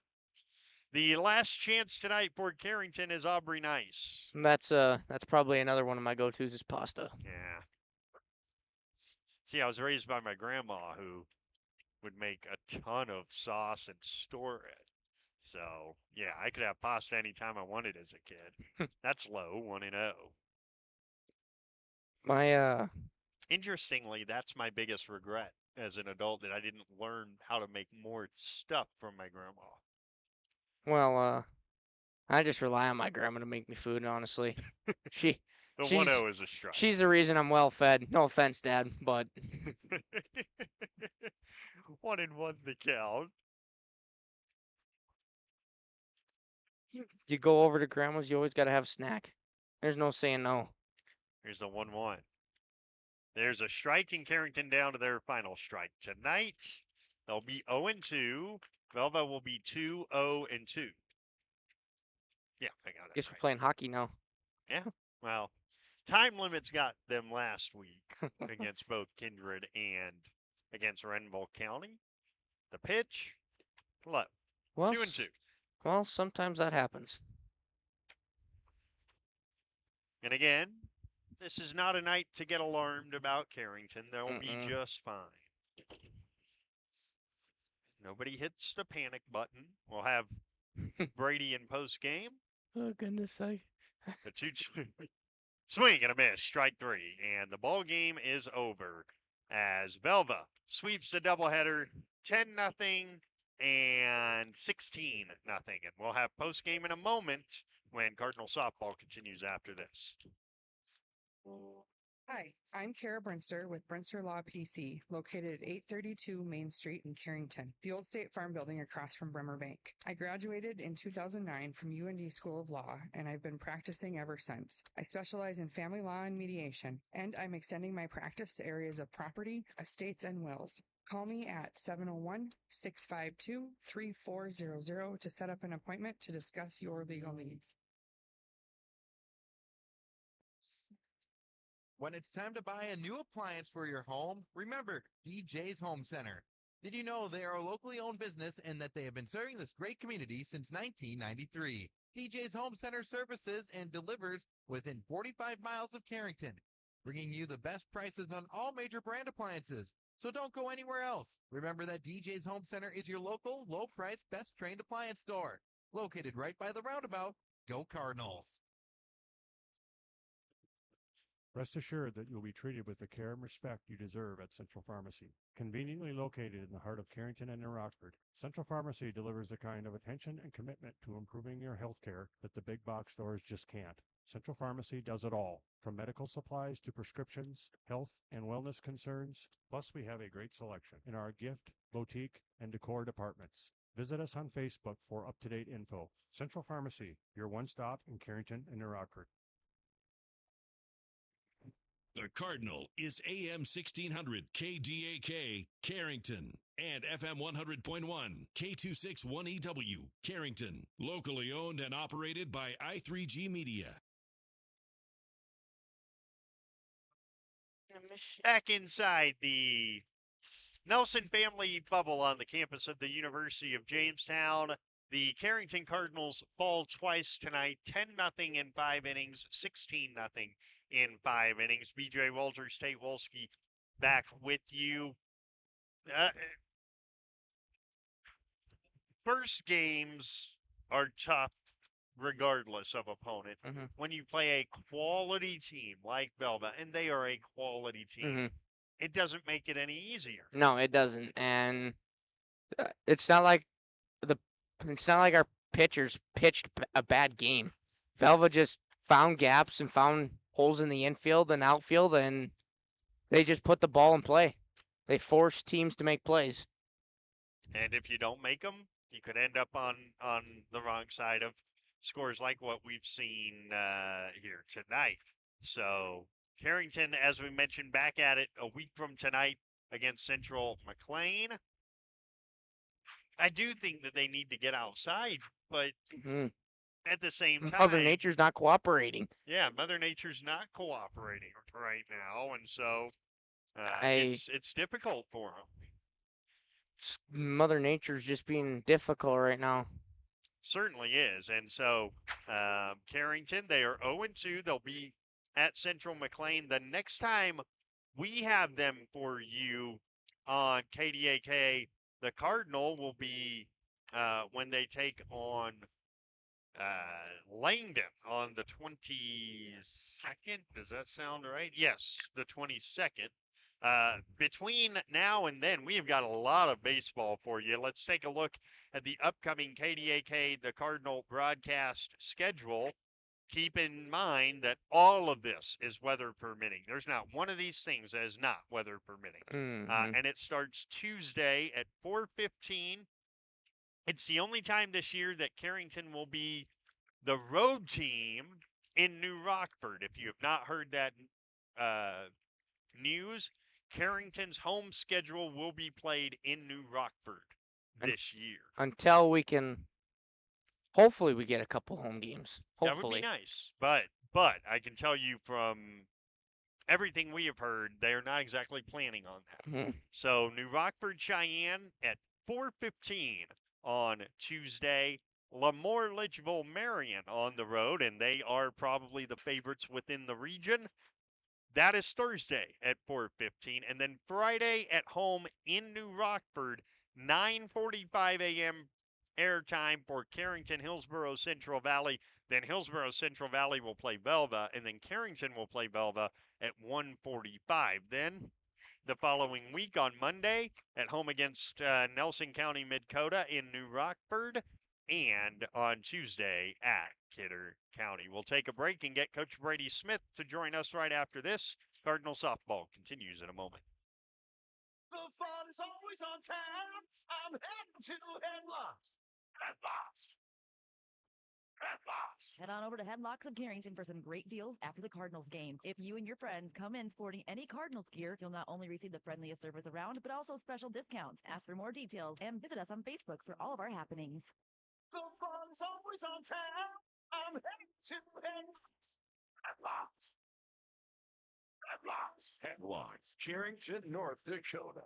Effortlessly manage your farm fertility with Verify. Verify takes yield data directly from your combine and instantly generates variable rate fertility maps based on your nutritional goals.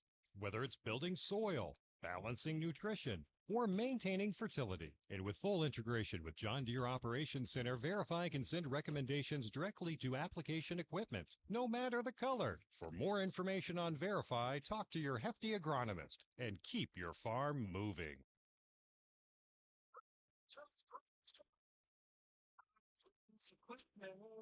High Plains Equipment is your authorized Case IH dealer serving farmers around Carrington, Devils Lake, Rugby, and Harvey. When you're ready to invest in a new piece of quality Case IH equipment, their friendly and knowledgeable sales, financing, service, and parts departments will make sure your experience is outstanding.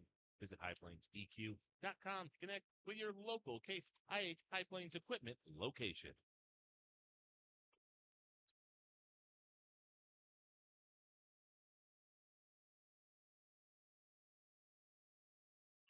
Back in Jamestown, we are going in just a second to be joined by the head coach of the Cardinals, Brady Smith. He's having a word with Mark Hoots right now. And so we will have Brady in just a second to wrap up the night from his perspective as Carrington dropped to 10-0, 16-0 to Velva in a combined 10 innings. And I'm sure he's not going to say anything that we haven't already been saying, but nonetheless, we want to get a couple words with Brady here before we wrap it up. In terms of Velva, and Brady is headed our way. In terms of Velva, I know we've had some Velva folks tuning in tonight. You've got a really, really good softball team that could very well get themselves right back to the state tournament again this season. But right now, we're pleased to be joined in post game by the head coach of the Cardinals, Brady Smith. And Coach, I said in the previous segment that, a first game is never easy because, as we talked about in pregame, there's the timing, there's a rhythm and a routine to this, and Velva's pretty good too. So while the score is what the score is, there's no reason to panic. Right. That's what I just got done telling them down the foul line. It was our first game against a very talented team. They actually surprised me on the pitcher's mound. I wasn't expecting some of that velocity from them, to be honest with you. A lot of, offensively, just a lot of timing issues, which will get better. That's why you have a pitching machine. You can kind of work on, timing, velocity, stuff like that. But it's tough. You're playing on turf. You're playing, a really good opponent like Velva, and it can only get better from here. It can only get better from here. I don't actually think your pitchers were that bad. No. Number one, Mara was in the strike zone. I think she walked one Yep. or two all night. And then you and I were talking in between games. It's not like Callie was just putting the ball right in the middle of the Yep. plate for them to hit. They really are a good hitting team. No, I was very proud of both Callie and Mara on the pitcher's mound. I think they threw a lot of strikes. I think in that first game, a couple plays here and there, and honestly, it's a 4 or 5-0 game is all it is. And just some of those routine plays that we still have to make, but playing in a dome and a bubble, lighting's a little bit different. I think some of our outfielders lost a couple pop flies look like in the ceiling. Not trying to make excuses or anything, but just different playing conditions. And but yeah, I'm very proud of how Callie and Mara both threw the ball. We just got to help them out a little bit more on defense. How important is it? It sounds so goofy to say this, but it really is something. How important is it going to be to just get outside? Yeah, I mean that's where the game's played, right? So when you're stuck inside, it's hard to put yourself and work on some of those situational aspects, especially when you're inside of a gym. But we're doing the best that we can to make everything game-like and situational. Even just using the football field, it's better than nothing. Then we just got about 6 more inches of snow, so we're gonna be stuck inside for a good portion again. But hopefully the weather warms up again next week. Um, but yeah, it's all situational stuff, and that can only get better and improve as the year goes on. Well, Coach, we know everybody's got a late night, so we'll let you get going. But thanks for stopping by, and we will see you on the 22nd against Langdon. Sounds good. Thanks, BJ. The head coach of the Cardinals, Brady Smith. I'm just going to hand this back to Tate because we now cannot reach our commercials. We just straight up cannot reach our commercials, which is about to cause a much bigger issue if we can't get off the air. Okay, I think it's just now letting me log on, so we'll see. But Tate, a word, before we wrap it up tonight. I think Coach Smith said it best. I mean, you're facing a really good team. You don't have reps. That can happen. You gotta get outside and all that you gotta be able to you can't simulate game situations in a gym or something like that. You gotta get outside and be able to simulate those situations and all that. Good luck tomorrow. Thank you. Well, Mother Nature willing, and I doubt she is, but Mother Nature willing, we'll see you Tuesday. Absolutely. Tate Wolski, a great job tonight. Now, my thanks go out to Ryan Michelson, who helped set us up today, and all the fine folks here. Kevin Gall, who's putting this entire weekend together, the head coach of the Jimmies. We're close with them because I3G Media is the voice of the Jimmies, but they're so helpful, and we could not thank them more. So for everyone here in Jamestown and the entire crew in Carrington, Superintendent Janelle Helm, Athletic Director Carla Michelson, and High School Principal Connor Weber. And speaking on behalf of Tate Wolski, my name is BJ Walters. Carrington dropped 2, 10-0 in 5, 16-0 in 5. We hope to talk to you from New Rockford on Tuesday. Until then, good night from the Nelson family bubble in the Buffalo City.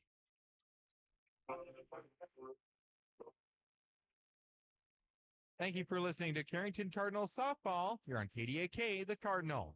Cardinal softball is brought to you by CHI St. Alexius Carrington Medical Clinic, Central City Lumber, Hefty Seed, Professional Eye Care Centers, Carrington Drug, Central City Concepts, Brinster Law, Headlocks, OK Tire, Arrowwood Prairie Co-op, Bickett Insurance, Sendak, DJ's Home Center, Napa Auto Parts, Dakota Growers Pasta Company, Central Pharmacy, Bank Forward, Bassett Motors, High Plains Equipment, Carrington Dental Care, Leading Edge Equipment, Bremer Bank, Dakota Central, Foster County Independent, and the Hydration Station. For more information on Carrington Cardinal Athletics, make sure you head on over anytime to newsdakota.com. This has been a production of the I3G Media Sports Network.